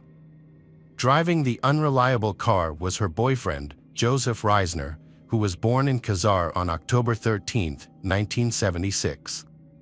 He never knew his biological father and took on his stepfather's surname when the family moved to Georgia. Joseph's parents' relationship deteriorated significantly, leading to their divorce. His mother, Mary, became actively involved in church activities. By then, Joseph had a reputation as a drug user. He started using drugs at the age of 10 and quickly progressed to harder substances. Joseph claimed to have had intimate experiences with 2 nannies who took care of him. His mother remarried when he was 18, but he continued to use illegal drugs, struggling to connect with his peers. He dated Natasha for a while but broke up with her, although they remained friendly. He then began a relationship with Natasha's best friend, Karen. In December, Joseph joined the army, hoping to build a military career. However, he struggled with substance abuse and was discharged. Feeling lost, he decided to leave everything behind and join a group led by Natasha. During this time, Natasha began dating Edward Dean Mullins, who was born on January 26, 1978. Edward came from a reputable family and did not usually have problems with the law. He worked at a grocery store and was very religious, attending church with his family. However, this changed after he met Natasha. She begins to control him, causing his behavior to change in a worrying direction. He stopped attending church and sided with Natasha against his parents, who were trying to help him return to a healthier life. Sadly, Natasha's influence outweighed his mother's concerns. Edward eventually ran away from home and moved into a motel. Their relationship deepened to the point where they began planning a wedding. The youngest member of the group was 14 years old Jason Bryant, born on July 18, 1982, in the small coal mining town of Helia. Despite his age, he had been on the police's radar for some time. His problems began after he using drugs and alcohol. In fact, his struggles started even earlier, as he had a developmental delay discovered in school, with an IQ of only 85. This thing caused emotional and social issues that negatively affected his life. His parents were indifferent to his struggles, and it was only after meeting Natasha that he decided to become part of the group. During this time, he was involved in a rehabilitation program where specialists tried to help him improve his condition. Unfortunately, their efforts were not enough, and he ultimately gave up on trying to change. Jason and Natasha even engaged in drinking each other's blood, believing it to be a demonstration of their deep love, convinced that it would strengthen their connection. On March 13, 1979, in the city of Harold, there was a girl named Crystal Sturgill who excelled in her studies. However, her life changed when she began using substances during high school. Crystal started smoking in the locker room, which frustrated her teachers. More serious issues emerged in December 1996, when Crystal entered adolescence. She began arguing frequently with her parents and isolated herself at home, which eventually led to her filing a police report. Crystal accused her father of long-term abuse and rape. She claimed that this abuse only ceased after she began dating. Her father denied the allegations, calling her a liar. Following a trial, Crystal was placed under the care of social services.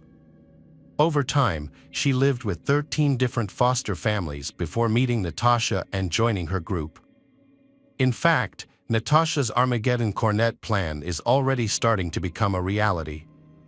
On April 6th, the group broke into the home of a police officer living nearby. The homeowner was OTV. They successfully entered, stealing pistols of the .&P caliber, 2 boxes of ammunition, and $500 in cash.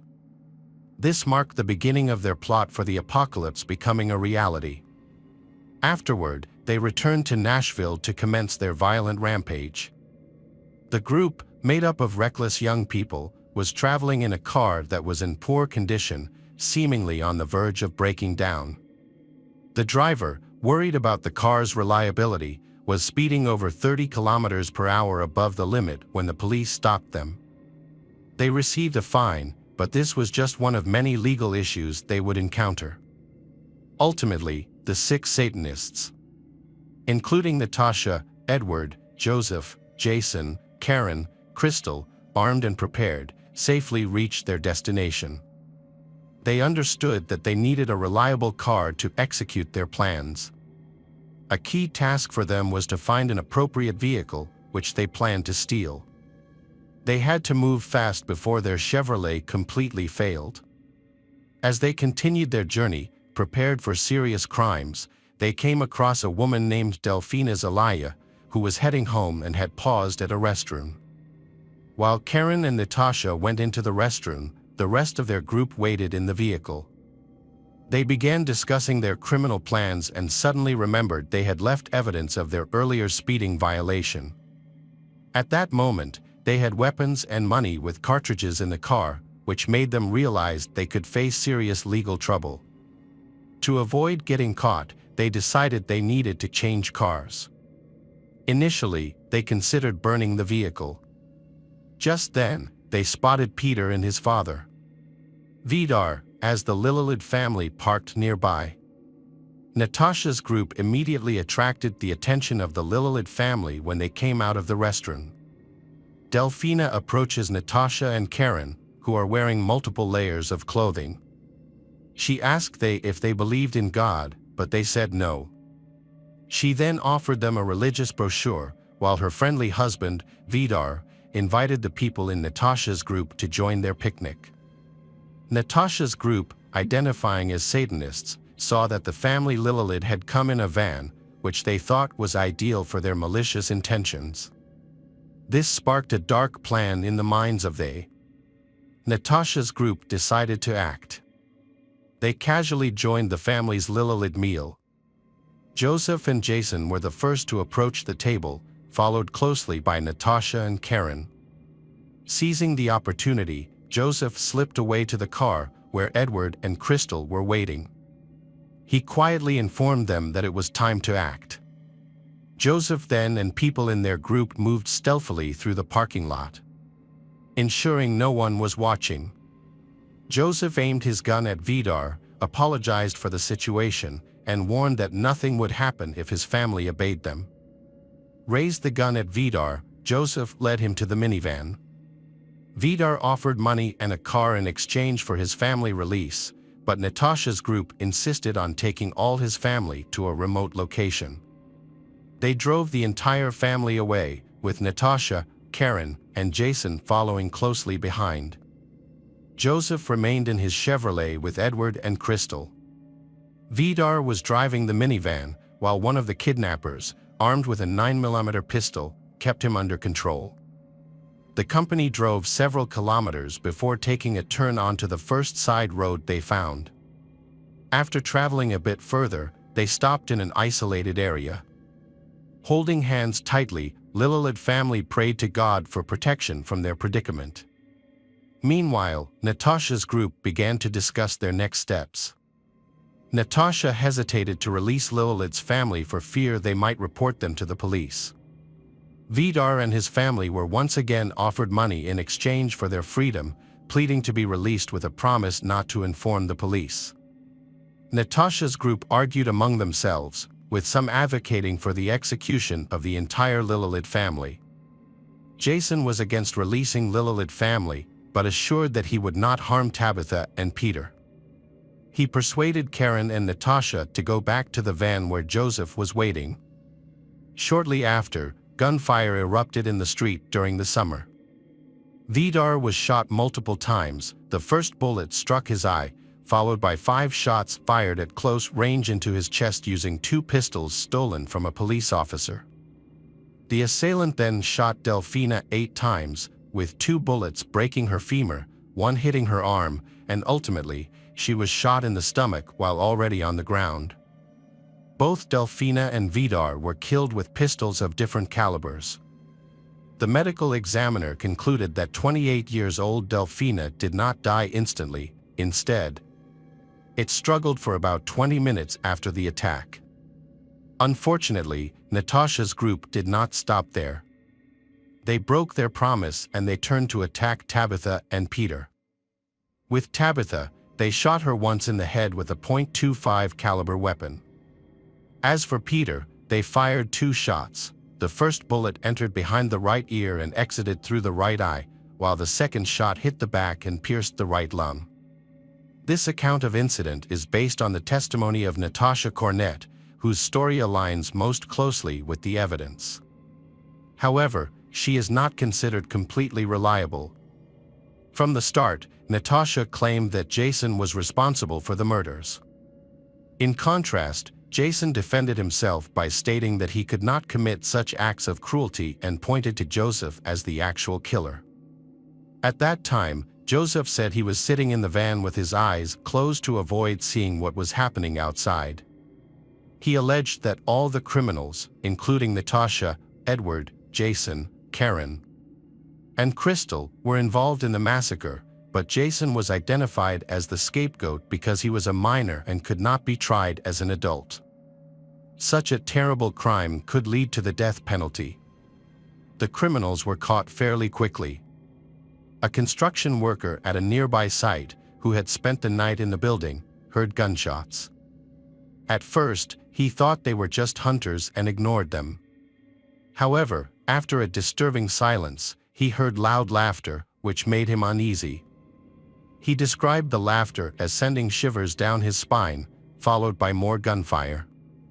This combination of frightening sounds raised his suspicions, leading him to call the police.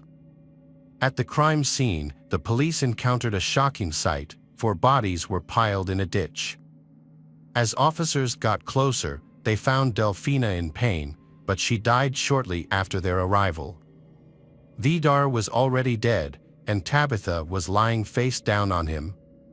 Despite her severe gunshot wound, Tabitha was still breathing. When a police officer approached, he found Peter lying there. The boy cried, and the officer stayed with him while immediately calling for medics. The officer comforted Peter by holding his hand until the ambulance came. Tabitha and Peter were then airlifted to a regional hospital where they fought for their lives with the help of doctors. Sadly, 6-year-old Tabitha did not survive.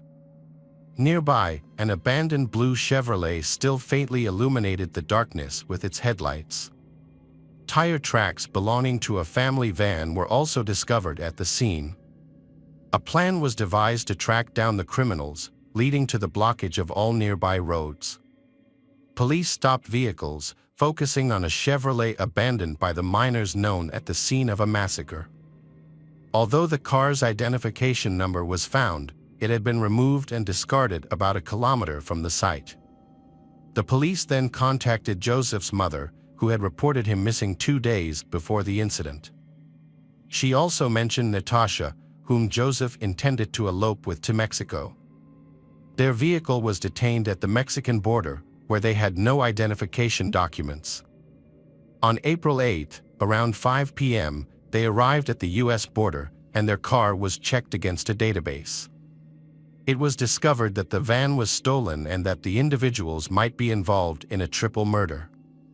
As a result, the group comprised of Natasha Cornett, Edward Dean Mullins, and Crystal Sturgill was arrested. After being detained, they quickly confessed to stealing the car and admitted to their involvement in the murders. They started telling a ridiculous story claiming that the Lillelid family died in an accident, saying they had been run over by a minivan during a U-turn. However, the police were aware that the Lillelid family had actually been shot, with gunshot wounds on their arms and legs.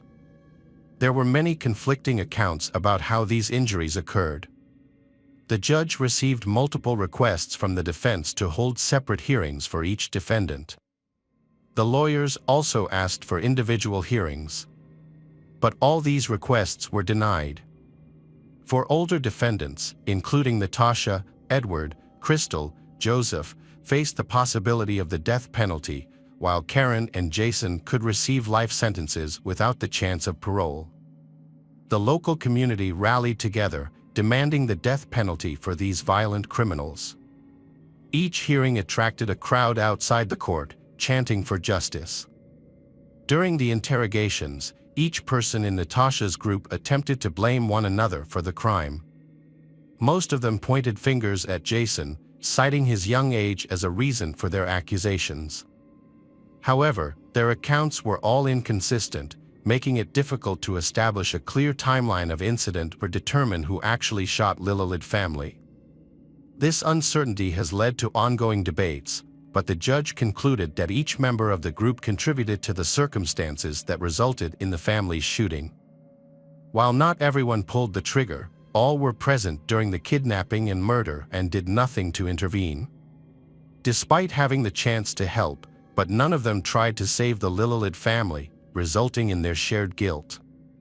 The hearings commenced in March 1998. By this time, all 6 individuals had, including Natasha, Edward, Crystal, Joseph, Jason, Karen, on their lawyer's advice, pleaded guilty as part of a plea deal with the prosecution.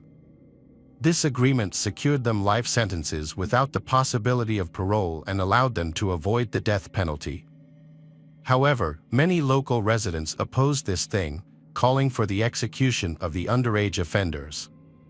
The 6 individuals are still seeking to have their cases reviewed, arguing that they were too young to fully understand their actions and that they were unable to resist the influence of the others. They continue to deny their involvement and shift blame among themselves. The first person to appeal was the group leader, Natasha, who, along with the others, was denied in 2017. Karen submitted a letter claiming her innocence, stating that she did not participate in the shooting of the Lillelid family and did not deserve life imprisonment alongside the actual murderers. She also addressed rumors that their group was a cult and that they arranged the bodies in a cross shape, asserting that these accusations were false and that they were merely a group of troubled teenagers. However, Karen's appeal was also denied because it was impossible to ascertain the level of involvement of each group member in the crime. 2 years old, Peter was the only survivor from Lillelid's family. The boy underwent a long recovery process, both mentally and physically, and now wears an eye prosthesis. Later, a custody battle ensued between the Vidar and Delfina families for Peter's care.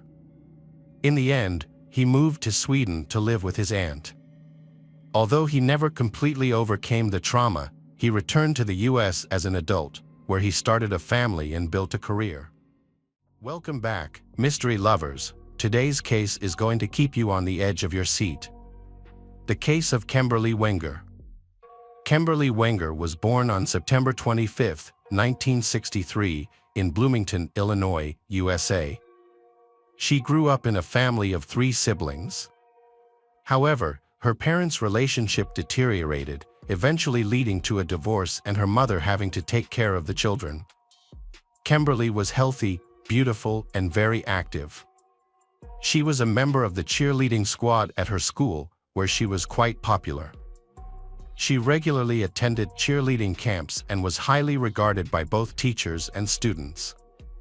Her outgoing personality and beauty made it easy for her to make friends and socialize with her peers.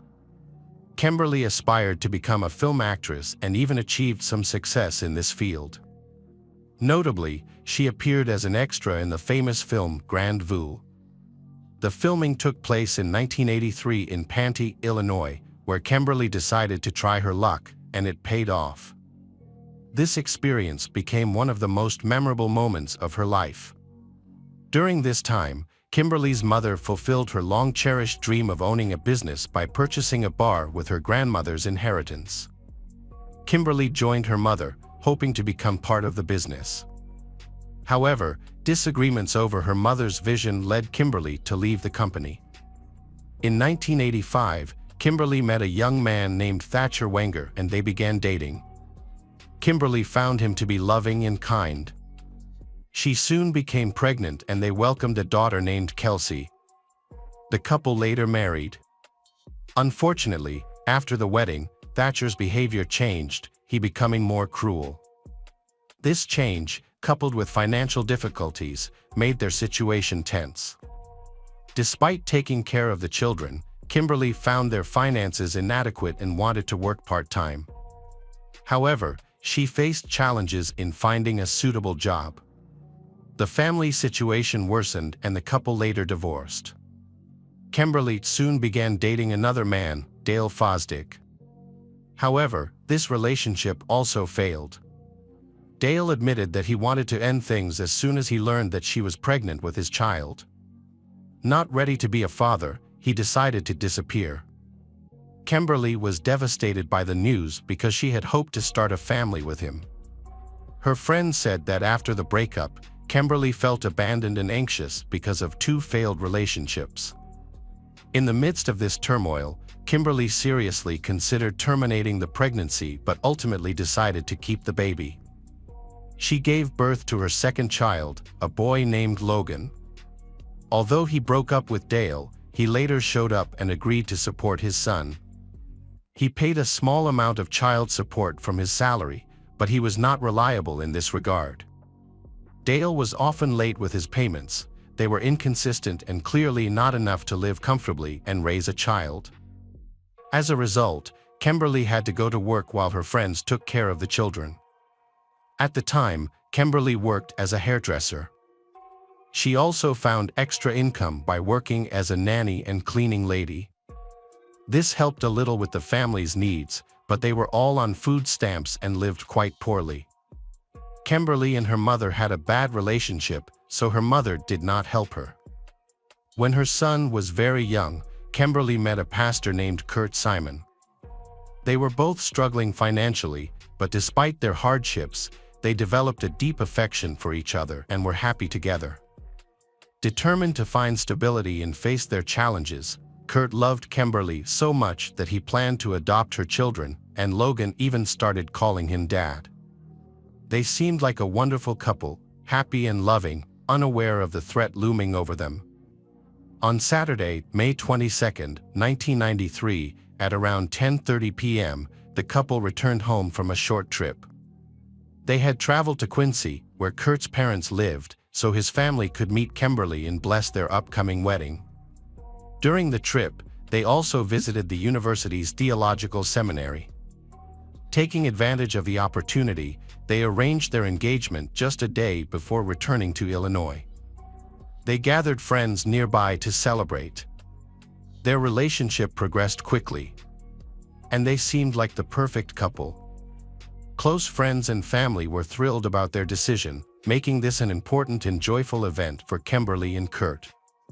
Kurt returned in high spirits, eager to spend the entire weekend together. The following day, they planned to attend a concert featuring Kimberly's daughter, Kelsey. Kelsey, who studied at a music school, was recognized as a young prodigy. Her parents fully supported her and were eager to attend the event, intending to further encourage her by hosting a family gathering at a pizza parlor afterward. The couple arrived home in their family car and parked in the driveway. Kurt exited the car first to bring some luggage into the house. When he went back for the rest, he found Kimberly outside, smiling at him. She remarked that it felt warmer there compared to Iowa, her last words before she opened the front door. As Kimberly entered the house, a huge explosion suddenly occurred, violently throwing Kurt backwards.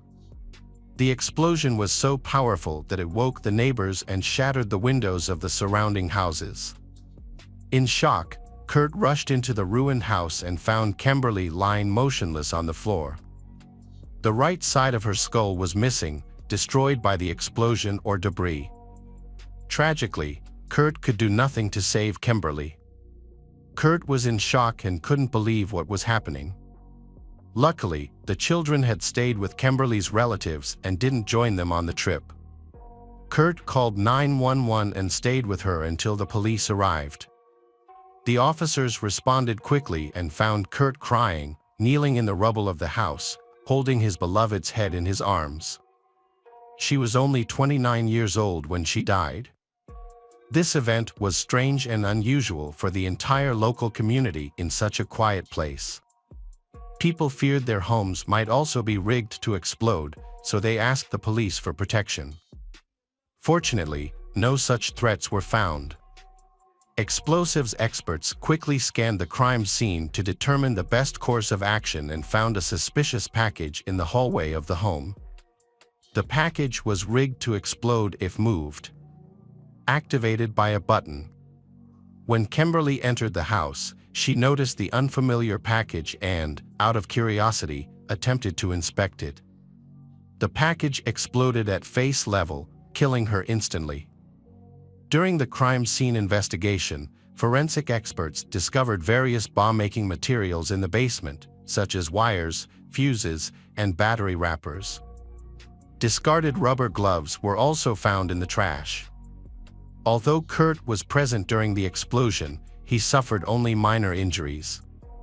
As a result, the police initially considered him the main suspect. In full view of their shocked neighbors, Kurt was handcuffed, read his rights, and taken to the police station for questioning. He cooperated with the investigation, providing his fingerprints and DNA, and recounted the events leading up to the tragedy. Kurt was released hours later.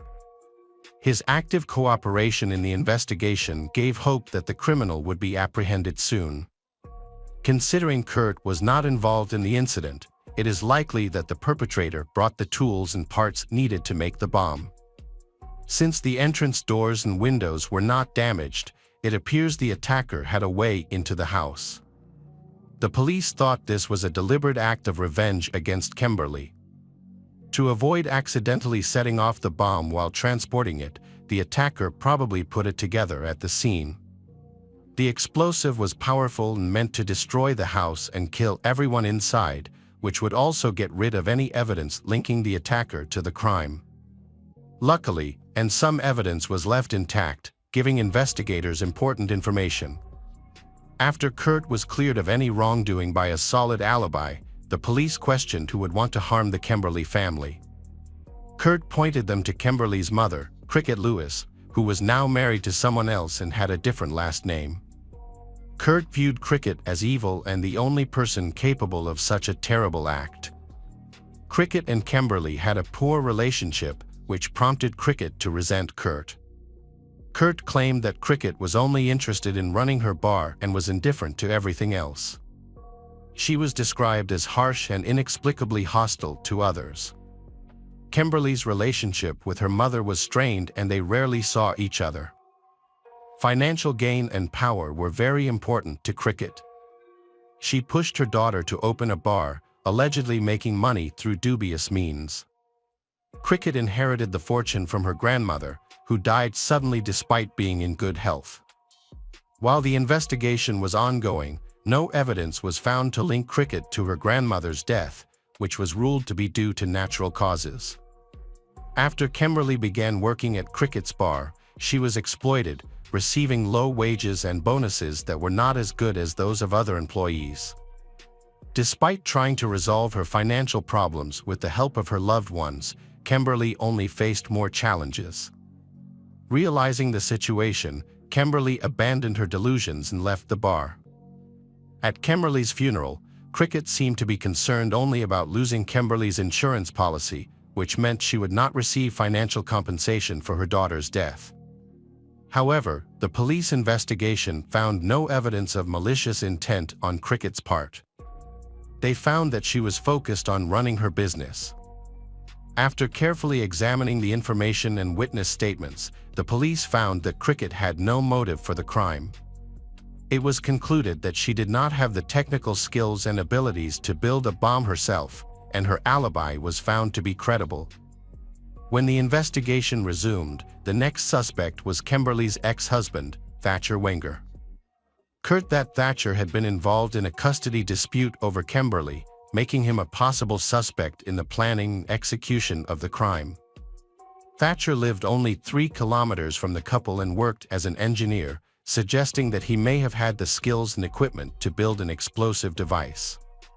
However, after examining the relationship between Kimberly and Thatcher, police found that their interactions were generally friendly, with minor disagreements resolved through simple discussions. The investigation found that Thatcher had no motive for the murder and had a credible alibi that was verified. The next suspect was Kimberly's co-worker, Phil Hartman, whom she had accused of harassment in an earlier police complaint. Phil later threatened to retaliate aggressively.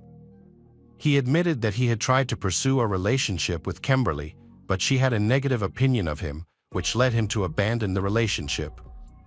However, Phil also had a confirmed alibi, as he lived far from Bloomington and was out of town when the couple returned. Police also considered Logan's father, Dale Fosdick, a suspect. Dale, 31, lived on the east side of town, near Kimberly's home, and worked in the aircraft industry, assembling miniature models. Dale's expertise with equipment and ability to overhaul automotive engines made him a potential perpetrator. Police went to Dale's home with a search warrant, and he cooperated with their investigation. They found tools for assembling a device on the kitchen table, which looked suspicious. Police also discovered a large amount of components that could be used to make explosives. Several tools were confiscated, but the most notable was a pair of pliers, as the markings on the tool matched those found on bomb components in Kimberly's home. Dale also had receipts from Walmart for ammunition and other materials that closely resembled those used to make explosive devices. When the remains of the explosives were analyzed, a forensic scientist learned that they matched the components used to make explosives found at Kimberly's home.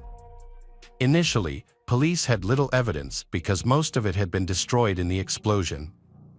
Forensic analysis required examining all of the evidence under a microscope. Finally, advanced methods such as gas chromatography and mass spectrometry provide direct evidence. One expert noted a distinctive design feature: 2 holes drilled into one end of the cap, which looked like the criminal's unique signature. Law enforcement databases have about 20 records of homemade devices used in crimes, with a handful matching this design. The attacker quickly assembled a random design that fit their target. Forensic experts continue to examine the remaining pieces of the device in detail.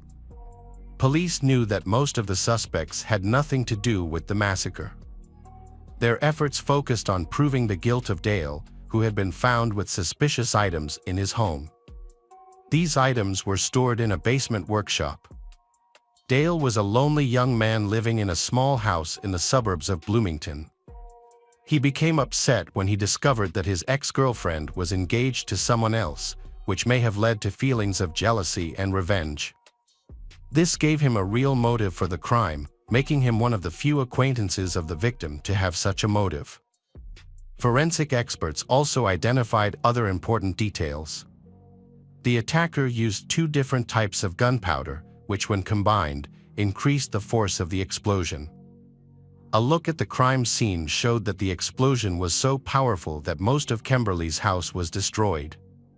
Many who knew Dale believed that he could not have committed such a crime.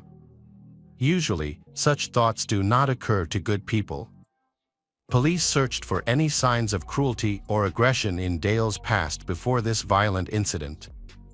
He had no history of violent crimes, legal problems, arrests for similar crimes, or drug addictions.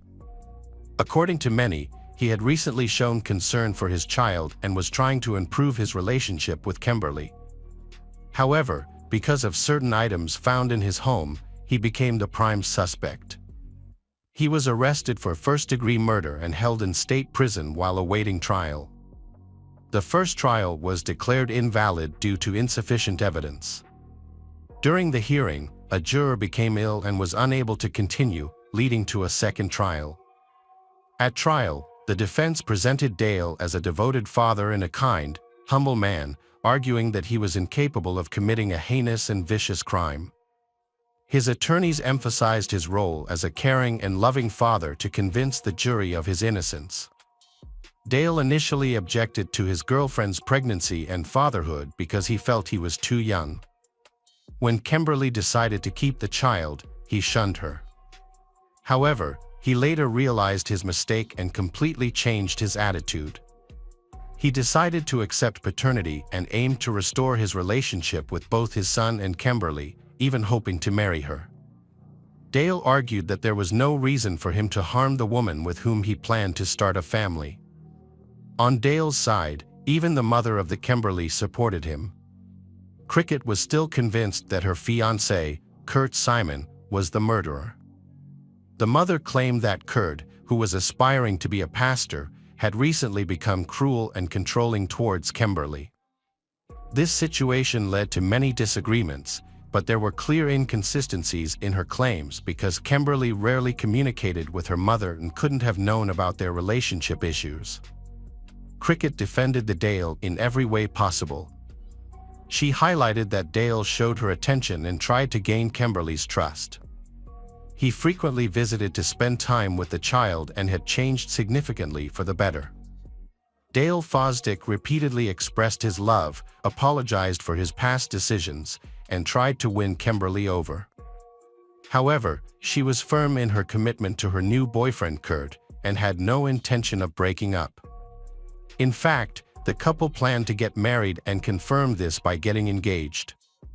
The prosecutor's office warned that the Kimberly's decision could have dire consequences once Dale realized there was no chance of rekindling their relationship. Seeking revenge, Dale likely targeted Kurt. Despite Dale's careful planning, the Kurt miraculously survived. During the trial, one of Kimberly's sisters and her mother supported Dale, claiming his innocence.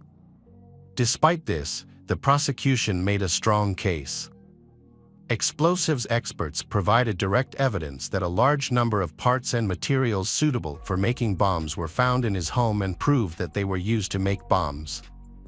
According to S.H. Moore, Dale expressed a willingness to support Kimberly financially, but he preferred to quit his job rather than pay alimony. Meanwhile, Kimberly wanted the financial support she was entitled to from the negligent biological father of her son, so she planned to seek justice through the court. During this time, Dale grew worried that Kimberly would move away with their son to live with her fiancé. Several of Dale's co-workers mentioned his intention to gain custody of Logan to avoid alimony payments. To achieve this, he gathered evidence to discredit Kimberly, hoping it would help him strip her of parental rights and gain custody of their son. Neighbors reported seeing Dale near Kimberly's home before the explosion. Kimberly kept a spare key under the rug, allowing Dale easy access to her home. Many described Dale as a quiet, unassuming, even shy person who seemed unlikely to commit a violent crime. He was known to avoid conflict and was always positive. However, the prosecutor's office argued that Dale's personality influenced his choice of method in eliminating his victim. Not wanting to confront Kimberly directly, he resorted to a surprise and cowardly attack using an explosive device. On February 26, 1996, the jury found Dale Fosdick guilty of first-degree murder. After the verdict, the mother of the Kimberly expressed her disagreement with the decision, stating that Dale could seek her help if he needed it. She held his hand, tears in her eyes, and kissed him on the cheek, believing he was a victim of a miscarriage of justice. Dale had 25 supporters who actively defended his innocence in court. Only one juror voted against the death penalty, which was enough to spare him from it. Consequently, he was sentenced to 55 years in prison. Cricket Lewis, Kimberly's mother, continued to fight for Dale's innocence. In May 1996, she wrote a letter to the local media. She acknowledged that her stance had caused considerable public outrage and that she had faced criticism for supporting Dale, the convicted man. She was upset when her daughter's fiancé Kurt described her as the embodiment of evil in a media interview. Cricket asserted that she mourned her daughter every day and believed that the real killer was still at large. Cricket died at 65 on December 19, 2003. Her son-in-law, Kurt Simon, became a minister at the First Presbyterian Church after her death. Right after her mother's death, Kelsey moved in with her father, Thatcher Wenger, at the Salvation Army and worked in homeless shelters. Thatcher passed away at 52 on November 27, 2003. Dale was in prison and died of natural causes at 48 in 2010. Logan graduated from college, joined the Bloomington Police Force, started a family, and has a child. Hey detectives! Welcome back. We've got another mysterious case to explore. The case of Celia Barquin. Celia Barquin was born on July 6, 1996, in Point San Miguel, a village in Cantabria, northern Spain, where her family has lived for 8 generations. She then moved to Iowa on an athletic golf scholarship. Many universities offered her scholarships due to her talent, but she chose Ames, Iowa. With a population of 65,000, Ames was quiet and cozy, reminding her of her hometown in Spain. However, at that time, she did not expect that this decision would be a serious mistake. Celia has a wonderful relationship with her family, who remained in her homeland. Her parents, Maria Rosa and Marcos Barquin, had 2 children, Celia and Andres. Marcos worked as a butcher, and Maria was a saleswoman at a clothing store. However, after their children were born, Maria became a housewife, focusing on raising the children and managing household tasks. The family was not wealthy, they lived modestly but were close-knit and supportive. Their children are their top priority, and their parents did everything to ensure that their children receive a good education and started their lives on the right path. Andres pursued a law degree, while Celia, a talented golfer, earned a scholarship to study in the United States. Celia's mother, who loved golf since childhood, passed on her passion for the sport to Celia. Being smaller than other girls her age, Celia learned to use specific techniques to win. When growing up, her petite figure enabled her to practice continuously to improve her abilities. Her dream was to become a successful professional golfer, not for fame, but to support her parents. Celia often expressed her desire to buy them a house and take care of them. To achieve this, she practiced diligently to improve her skills. Celia has achieved numerous titles and awards for her victories in various competitions. She won the European Women's Amateur Championship in Slovenia in June 2018, placed second in the women's team golf competition in Europe. Was the 2018 Big 12 Women's Golf Champion in the United States, and was named the 2018 Iowa State Athlete of the Year. There were high expectations for her, and many believed she had a bright future.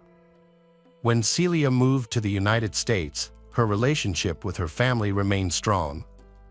She talked to her parents daily, sometimes even 4 or 5 times a day when she had free time.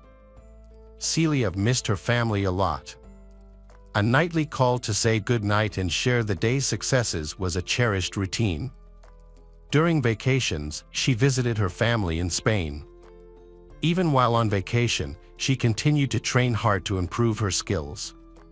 Her mother supported her passion and often trained with her. Celia was comfortably settled in Iowa, living with her boyfriend, Carlos Nigri Nabalis, in a rented apartment. When Celia and Carlos met at the university, she was dating someone else, but Carlos fell in love with her at first sight. Her charming smile, piercing gaze, cheerfulness, and kindness captured his heart. And her determination and perseverance earned his deep respect. Although Carlos had to accept that she was with someone else, but he became her best friend and consistently supported her. For over a year, he stood by her side, then she became disillusioned with her boyfriend and broke up with him.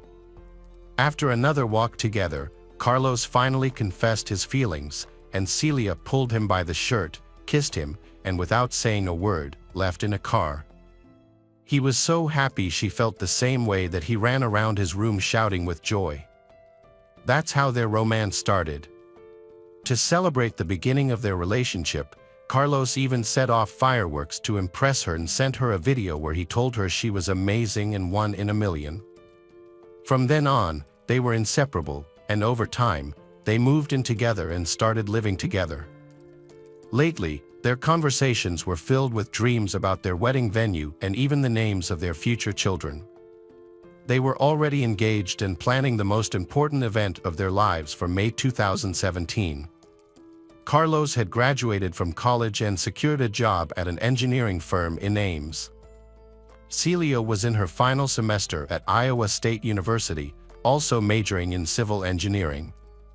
After completing her athletic career, she aspired to become an engineer and make a positive impact on people, wanting to demonstrate that women can succeed in construction as well.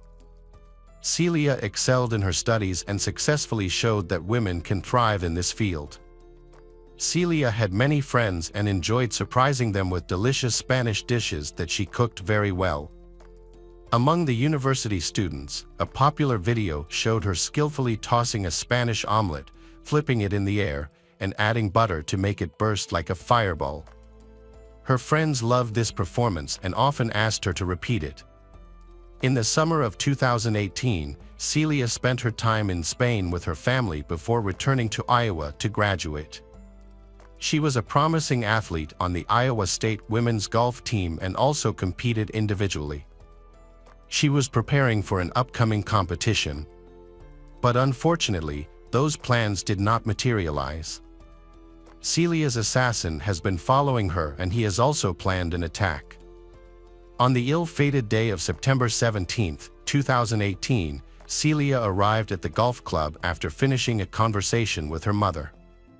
The staff, familiar with she, informed her that a group of 15 older men from Des Moines would also be playing golf. At 8:45, the group was sent to the starting line near the first 4 holes. Celia watched them arrive in golf carts and start playing. The retirees invited her to go ahead and start her game. Celia pushed the golf club to the first hole and then moved to the 4th hole to avoid delaying the older men. The seniors described her as polite and friendly. She then proceeded to the 7th hole, which was unpopular due to its distance from the other holes and its location next to Squaw Creek Park, known for dense vegetation. Athletes often avoided this area because it was sometimes frequented by unauthorized park visitors and aggressive homeless people. However, Celia was not familiar with this club and unaware of its thing, so she went there. To reach the 9th hole, players must cross a bridge along a wide path and then pass through a wooded area. One coach described this area as eerie, likening it to Sleepy Hollow. Celia went in that direction. Later, at around 10:30 a.m., a group of 15 people arrived in the area and found Celia's golf stick with her belongings, but Celia was not there. While the group played, they noticed that Celia hadn't appeared even after 10 minutes, which was unusual. Concerned, they decided to approach Celia's golf stick and look for her. Upon closer inspection, they found her t-shirt, baseball cap, and other items scattered on the ground, with her phone left. While it seemed some items might have accidentally fallen from her pocket, the presence of her t-shirt and the abandoned phone was puzzling. They searched the surrounding area but did not find anyone. Subsequently, they notified the club management to report this troubling discovery. The group reported seeing a young, blonde girl playing golf earlier, but now she was missing, and her belongings were left behind. The staff who arrived recognized her as Celia and began searching for her. In less than half an hour, they found a body floating in the pond near the 9th hole and called the police. Once the body was retrieved from the water, police identified her as Celia Barquin, the reigning European champion. She had been stabbed multiple times in the neck and torso. A search dog quickly picked up a scent and led officers to a tent in a wooded area of Squaw Creek Park. The tent was empty, but there was blood inside. The police suspected that a homeless man had been living there and might have attacked Celia, so they began searching for him. While the police were searching the area, a man approached them. He introduced himself as Colin Richards and mentioned that he lived nearby and was there to collect his tent. Colin, like Celia, was 22 years old, but they were complete opposites. The police suspected him of the murder because his face was covered in scratches. In a black backpack he carried, they discovered bloody clothes, a t-shirt and shorts, which he had replaced with clean ones. Search dogs also detected his scent. Additionally, he had a deep gash on his left arm, from which blood was oozing, and he attempted to conceal it from the officers. Based on this evidence, Colin Richards was taken into custody by the police. He was at a friend's house before the police arrived, according to Colin. 2 male acquaintances took him to the park to get his tent. When he went to retrieve it, he saw the police. He denied any involvement in the crime and claimed he had never met Celia. He said the scratches on his face were from branches he encountered while walking through the woods. Colin was known to the police for substance abuse, alcohol issues, and mental health problems. He became homeless after being released from prison 3 months before the murder. He had served about 7 months in jail for burglary and had multiple prior convictions for similar offenses, with many criminal records. Colin grew up in a dysfunctional family and was known to the police since his teenage years. Detectives interviewed 3 men who were acquaintances of his. One of these men shared a tent with Colin, while the other 2 gave him a ride from his home to the park. The homeowner allowed Colin to wash and change his clothes because he was dirty and covered in mud, blood, sand, and water. After cleaning up and changing his clothes, Colin left with his bloody clothes in a black backpack to return to the park for his tent. He intended to leave the area afterward. According to the men, Colin was acting unusual that day, extremely nervous, and very to leave. He didn't explain his sudden decision, only mentioning that he had cut himself badly and dirted his clothes. Another homeless man who lived with Colin in a tent at the park mentioned that he always carried a serrated knife, which he used for household tasks. A day before the murder, Colin confessed to this friend his desire to rape and kill someone. But that man thought he was just joking. Colin was charged with first-degree murder right after Celia's body was found. Investigators believed the crime was premeditated. They thought he had planned to kill someone and was looking for a she that day. The judge set bail at $5 million, but Colin, of course, didn't have that kind of money, so he remained in custody until his trial. Meanwhile, Celia's family in Spain had no idea about these tragic incidents, but they were very worried because she hadn't called them or answered their calls and messages. Police aides tried to contact their colleagues in Point San Miguel and the embassy staff in Madrid to inform Celia's family about the terrible news, but it was already past midnight in Spain and no one was working. Therefore, Celia's coach had to call her parents to inform them of their daughter's incident. After many hours of not hearing from Celia, the parents learned that their daughter had been brutally murdered. Later, a serrated knife was discovered in a wooded area, bearing the fingerprints and DNA of Colin.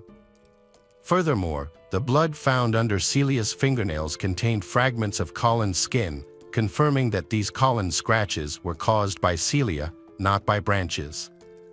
Initially, he denied his guilt, but eventually, overwhelmed by the evidence, he confessed.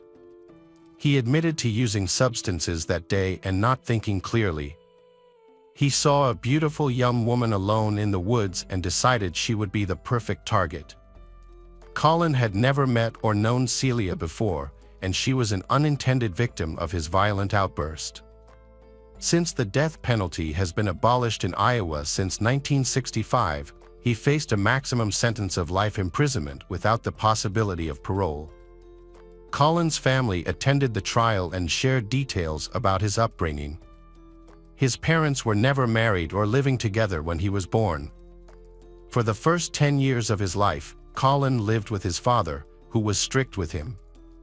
His father often sent him to bed alone while he went out to the bar. During this time, only Colin's grandparents looked after him. Later, his mother fought for custody and took Colin to live with her. By then, she had remarried and had 2 more children. They moved to the countryside, believing it was more peaceful. The family maintained strict discipline, and Colin's room was so tidy that they joked he should join the army. Colin was a diligent student, but as a teenager, he grew close to his alcoholic father and began having behavioral issues. His father attempted to discipline him, but Colin didn't listen, leading to his expulsion from the house at age 15. He fell in with a bad crowd, left school, and became addicted to alcohol and drugs. At 18, Colin had a girlfriend twice his age. In May 2015, he was arrested for domestic violence against her, found guilty, and sentenced to 60 days in jail.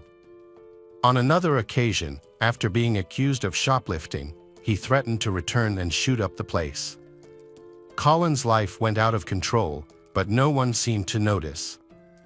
After the domestic violence case, he was arrested multiple times over the next 2 years for theft, assault, harassment, and attempted burglary. Although he was sent to behavioral intervention courses, they didn't work. In November 2017, Colin was sentenced to 2 years at Mount Pleasant Correctional Facility for burglary in violating probation. Despite having disciplinary issues, including fights with other inmates, he was released on parole after just 7 months in June 2018 due to overcrowding in the prison. Only 3 months after his release, he killed Celia. After being released from prison, Colin was taken home by his mother and stepfather and lived with them. They had reconnected with him during his time in prison through letters. His parents trusted him and gave him an opportunity for a fresh start, believing his promise to avoid drugs and cut ties with bad influences. However, just 2 weeks later, they had to ask him to leave for breaking his promise.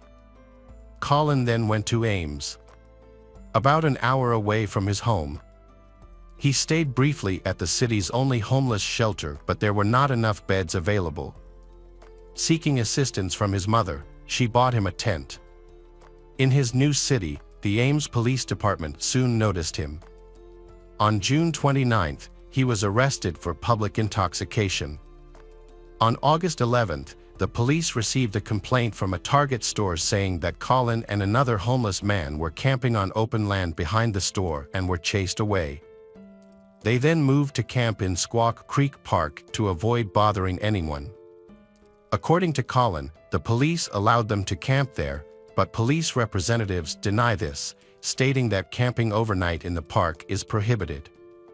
On September 2nd, 15 days before Celia's murder, police were called to a Burger King where Colin threatened customers with a knife but was later released. On September 8th, his mother and stepfather visited to celebrate Colin's 22nd birthday. They took him out for dinner and to a laundromat to wash his clothes. His mother was concerned about his behavior. Colin was quiet and distant, responding to their questions with only one-word answers. They dropped him off at a tent in the park where he was living with another homeless man and then drove home. It was then that Colin confessed to his friend that he wanted to rape and kill a woman. The next morning, Celia was found dead, but she had not been raped. According to the police, he probably didn't have time to commit the act.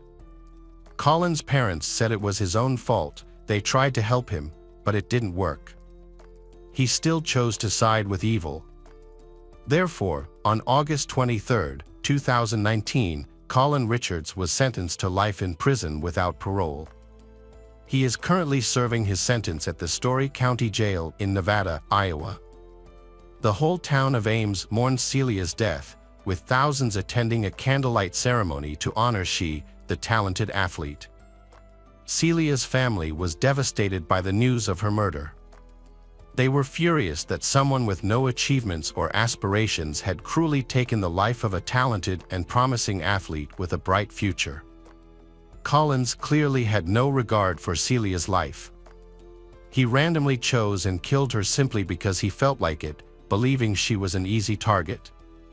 The Celia family was relieved by the verdict and grateful that the culprit was swiftly caught and could no longer pose a threat to anyone else. Now, he will remain imprisoned forever. Their only regret is allowing their daughter to go so far away, despite it being her dream. Statistically, the US is not safe. The murder rate per capita in the US is 26 times higher than in Spain. In their small town in Spain, there hasn't been a murder in 100 years. Celia's parents have kept her room just as she left it, with one addition: an engineering degree awarded posthumously by the state of Iowa. They often walk through the local golf club and remember when their daughter first started playing the sport there. The community in the small town of Ames, including the university administration and students, was outraged by the crime. The situation was particularly concerning because the golf course was next to a wooded area without any fencing. Due to the golf club's negligence, a girl's life was put in danger. This wasn't the first murder in the neighborhood.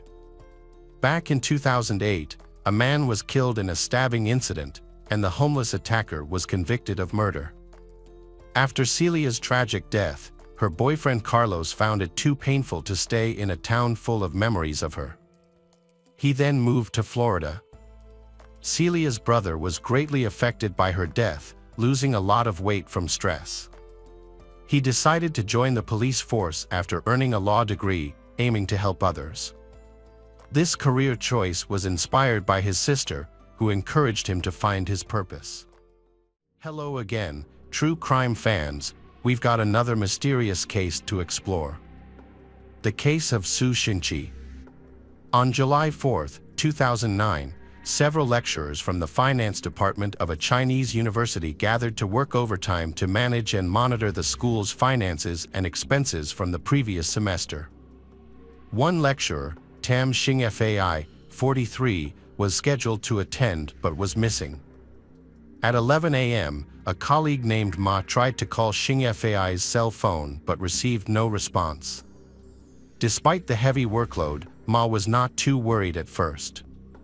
He thought Xingfai might be taking care of his family's dog, which had a skin disease. Xingfai had planned to take the dog to the vet, so Ma assumed that was where he was. On July 5th, the university's finance department held a meeting, but Xingfai failed to attend for the second time. Ma tried calling his cell phone again, but no one answered. Unfortunately, Ma did not have Xingfai's home phone number, so he could not contact him that way. By July 6th, Xingfai had been absent from work for 2 days and had not contacted any of his colleagues. Eventually, one of his colleagues reported the situation to the finance department. Xingfai's supervisors had his home landline number, so they called there, but like his cell phone, no one answered. They called the library where his 33-year-old wife, Helen Tong Yen, worked. Library staff confirmed that she had also been absent from work without permission. The couple lived in Zhongshan, Guangdong Province, China, and had been married for 11 years. They have 2 daughters, the eldest, Tam Hu-man, 10, and the youngest, Tam Hu-wing, 7. Despite their financial difficulties and living in an abandoned recycling station on Waju South Road, they are known to be kind, cheerful, and positive people with well-behaved children. Xing Yafei often takes his daughters into town to have fun, leading some to believe that the family went on vacation together. However, something unexpected happened that prevented them from returning home. His colleagues spent quite a while trying to contact him by calling both his cell phone and his home phone, hoping to reach him. Finally, someone answered, but instead of a family member, it was a middle-aged man who was a stranger. The man claimed to be Xing Yafei's cousin and said that the family had gone to Dongguan, Guangdong Province, China for the summer vacation. He said that Xing Yafei had entrusted his phone to him for safekeeping. When asked when the family would return to Hong Kong, the man could not answer. After repeated inquiries, he hung up and turned off the phone. This call only added to the suspicion and anxiety of his colleagues towards Xing Yafei. Xing Yafei was always hardworking and responsible, never missing work without a good reason. If he planned to go on vacation with his children, he would make sure their schools were notified in advance. In addition, his family kept 9 stray dogs, raising concerns about who would take care of them if they traveled to the mainland and how they would be able to afford the trip to China. Previously, Xing Yafei lived with his parents. His father was a sailor and his mother worked at a paper mill. Unfortunately, his father went missing and was never found, which caused his mother to become ill and eventually end up in a nursing home. Xing Yafei's abandonment of her was considered completely out of character for him, especially since he visited her every week. They eventually decided to contact the police. One of Xing Yafei's co-workers led the police to Xing Yafei's house, which was located at an abandoned recycling station in Pingqi village. During their journey, they saw a short man through the fence of Xing Yafei's property. He quickly disappeared from sight, but they didn't think much of it and continued on. When they reached the gate of the house, they found that the door was locked. The police then inspected the property and interviewed the neighbors. The abandoned recycling station covers an area of nearly 450 square meters, of which only 90 square meters are built, leaving nearly 350 square meters as empty flower beds. The construction of the building was not permitted. The previous owner had built several corrugated iron sheds on the site for waste recycling.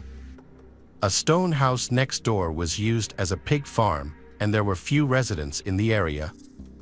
As a result, the police were only able to question one neighbor, an elderly woman surnamed Wang, who lived alone across the street. She said she had lived in the area for a long time and was familiar with the family's routine, noting that they often spent their afternoons working in the garden. However, she had little information about their personal lives and commented that the family rarely had visitors due to the isolated nature of the site. The only relative who visited and contacted Xing Yafei was Xing Yafei's middle-aged cousin, Zhu Wang. Zhu Wang did not have much information about Xing Yafei's family. He only knew that Xing Yafei's cousin lived in a nearby stone house. Xing Yafei's colleague informed the police that his call was answered by Zhu Wang, leading them to believe that he was the one on the other end of the line. However, Zhu Wang said that he did not know the address of Xing Yafei or his cousin. Prior to these events, the police went to Xing Yafei's house to investigate in Pingqi village. That same day, the police found a man at a stone house on Waju Road number 74. The man, Su Xingqi, 42, confirmed that he was Xing Yafei's cousin. He said that he often went to Xing Yafei's house to help with renovations and gardening. When asked about the phone call, he said that the family was in China for a vacation. On July 5, Xing Yafei visited his mother at the nursing home. He then went home to tell Su about his plans to travel to Dongguan, China for a few days. Su explained that using Xing Yafei's Hong Kong mobile phone in mainland China would incur high roaming charges, so he asked Su to keep the phone until he returned. The witness and Xing Yafei's colleague who saw him running away was actually Zhu Wang, who had just finished feeding the family dog. Su appeared calm and there were no significant inconsistencies in his testimony. When the police asked Su if he had the keys to the family's house, he said no. The police continued to investigate the area. When the police questioned the villagers about Su, they discovered that he had been dishonest. Villagers confirmed that Su often went to the house to work and could open both the gate and the door himself, even when no one else was there. This suggested that he might have had a key to the house. In fact, he did have a key, as Zhu Wang saw Xing Fai hand the key to Su at the university office, asking Su to get the key for him. Later, when the police returned to Su's house to ask about the key, he denied having the key again. He claimed that he had used the spare key for renovations but had returned it, so he said he could not enter the house. During this interrogation, Su seemed much more nervous than during the first interrogation, and he deliberately avoided important details. When the police threatened to search his house, Su panicked and suddenly remembered that he actually had another house key that he had not returned.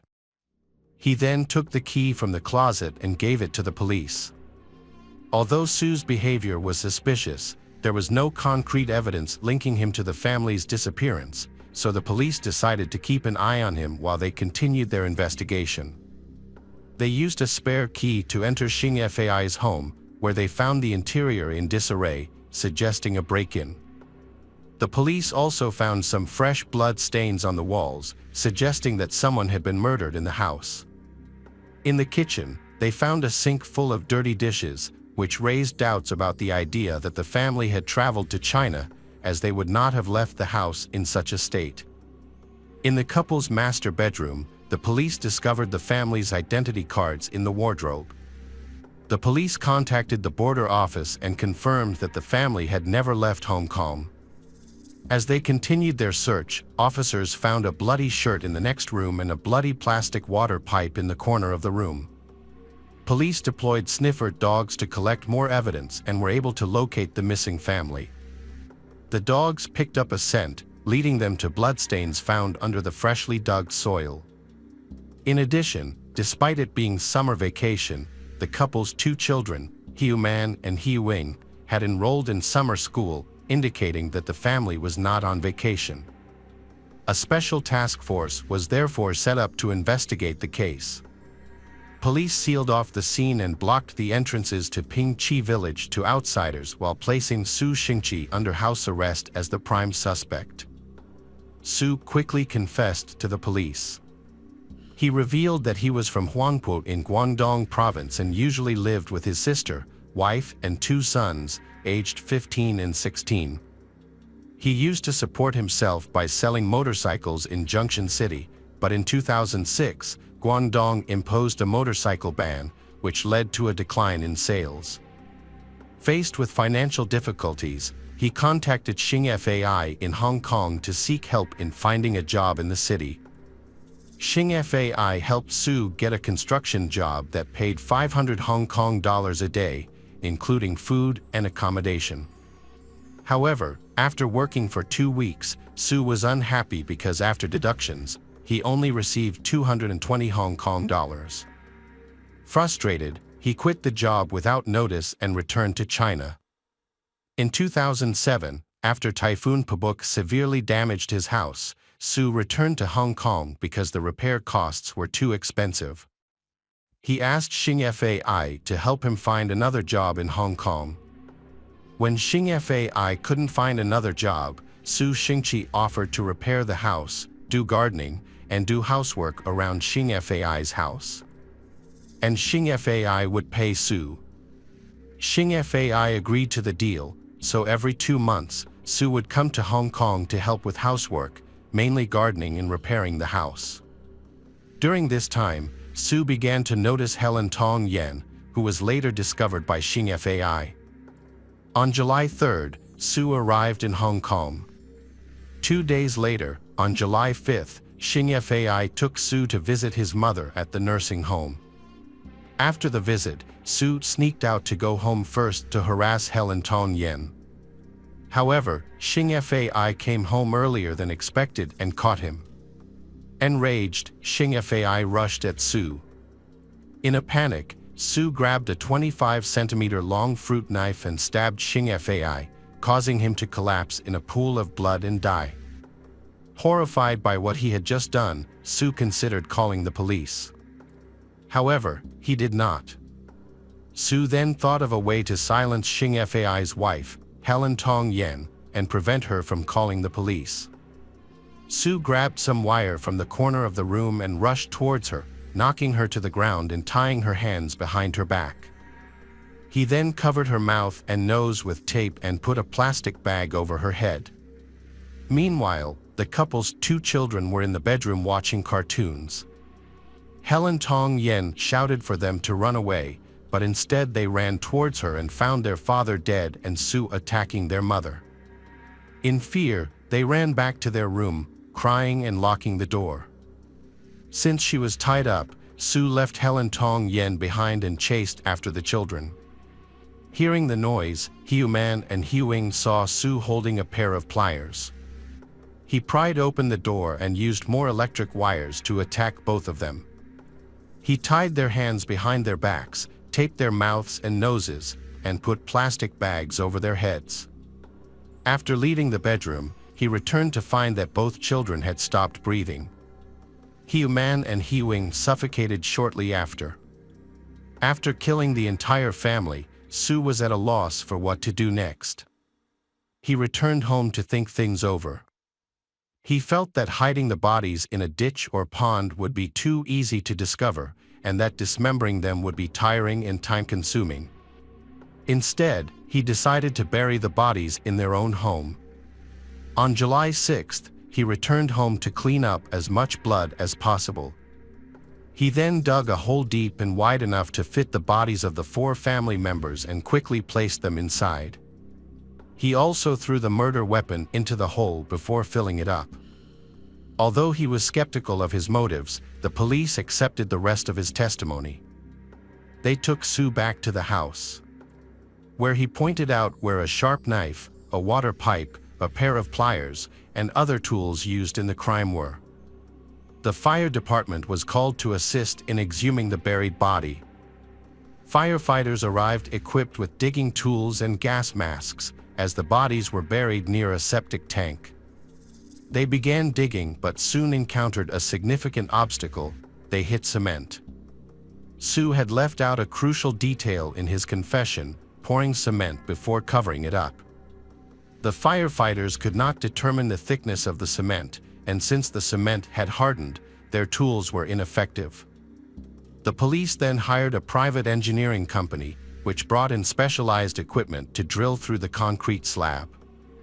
When the team drilled into the hole and discovered human hair, they panicked and refused to continue, fearing that they might reach the body. It took the police 13 hours to persuade them to continue. After digging, the hole was 2.54 meters wide and 6 feet deep. They finally discovered the bodies of a family, all barefoot and wearing only t-shirts and shorts. At the bottom was Xing Fai's body, his hands and feet tied with electric wire, with multiple stab wounds to his stomach, back, and neck, and his clothes soaked in blood. Hiu Man and Hiu Ying's mouths and noses were taped, their hands and feet were tied, and the children's faces looked distorted. Helen Tong Yan's condition was similar. Her face was distorted, her hands and feet were tied, her mouth and nose were covered, and her eyes were covered with transparent tape. Su Xingqi was arrested, and during interrogation, he admitted that he had flirted with a woman. She felt uncomfortable and informed Xing Fai about the incident. Xing Fai becomes angry and kicks Su out of their home, forbidding him from returning. On July 3rd, Su returned home to start work, and his relationship with his cousin seemed to have improved. However, on July 4th, he again behaved inappropriately towards Helen Tong Yen. While Xing Fai was away, Su attempted to molest her. She escaped and locked herself in her room while calling for help. Not wanting to attract the attention of the neighbors, Su angrily left the house. On July 5th, Su and Xing Fai went to the nursing home, but he left first. Anticipating this, Xing Fei returned home early and found Su at his home and was trying to get in to talk to Helen Tong Yan. An argument ensued, and in the heat of the moment, Su stabbed Xing Fei. The rest of his confession was consistent with his initial statement but added the detail that he had filled the makeshift grave with cement. However, after the bodies were sent for autopsy, it became clear that Su's testimony was false. Xing Fei's murder was much more brutal than Su had claimed. Xing Fei had been stabbed 9 times in the head and neck, nearly 80 times in the body, and 10 times in the arms and legs. Instead of being suffocated with a plastic bag, he had been strangled. Forensic investigations showed that the cutlery and dishes in the house did not contain the family's DNA, but did contain Su's DNA. The weapon Su used was not a family kitchen knife, but a knife he owned. Furthermore, the cement used to bury the body had been purchased before the murder, suggesting that the crime was premeditated. Police discovered that bank cards had been used at ATMs after the time of death, but could not be withdrawn due to repeated incorrect PIN entries. In addition, the victim's cash and bank cards were missing, suggesting robbery as the motive behind the crime. Whenever the police pointed out inconsistencies in Su's testimony, he would quickly come up with another explanation. He claimed that his ancestral home in China needed urgent repairs while his 2 children were in school and he needed $100,000 in cash to pay for it. During his visits to Hong Kong, he did not earn much money, which prompted him to seek help from Xing Fei. Su believed that Xing Fei was actually rich but acted like a miser, and he thought that the low wages he received while working for Xing Fei were because they were exploiting him as cheap labor. On July 3rd, Su returned to Hong Kong alone without informing anyone. He waits until July 5th, when Xing Fei has a day off from work. While Xing Fei is at the nursing home, Su, armed with a hidden knife, knocks on his door. When Xing Fei returns and finds Su there, he invites him to cook something while they talk. As soon as Su enters the kitchen, he suddenly asks to borrow 100,000 Hong Kong dollars. Xing Fei refuses and explains to Su that the money was for his mother's medical treatment and his children's education.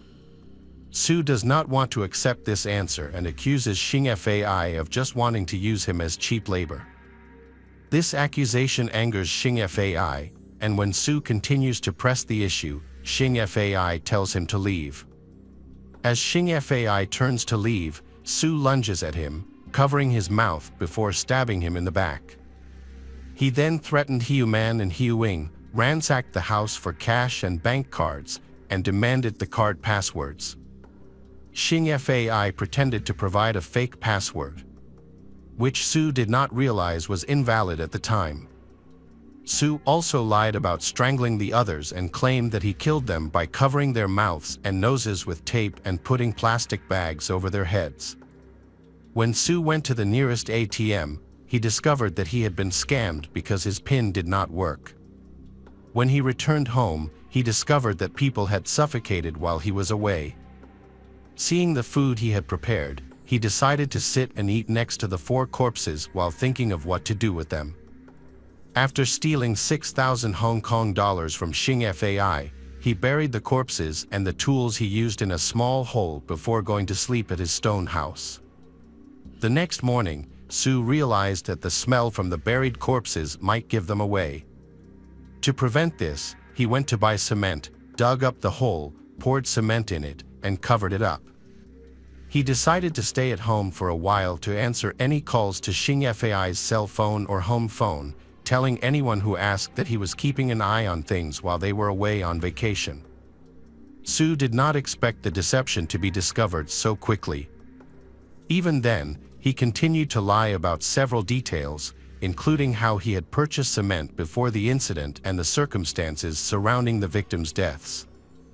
At that point, the police were no longer focused on obtaining a true confession, believing they had enough evidence to proceed. The trial took place in the Hong Kong High Court on October 28, 2010, where he pleaded not guilty. He claimed that his previous statement about having an affair with Helen Tong Yen was correct, asserting that he killed her in self-defense and that the deaths of Hu Man and Hu Wing were accidental. On November 23, the jury returned a verdict in which Su Xingqi was sentenced to life imprisonment for 3 counts of murder and 1 count of manslaughter.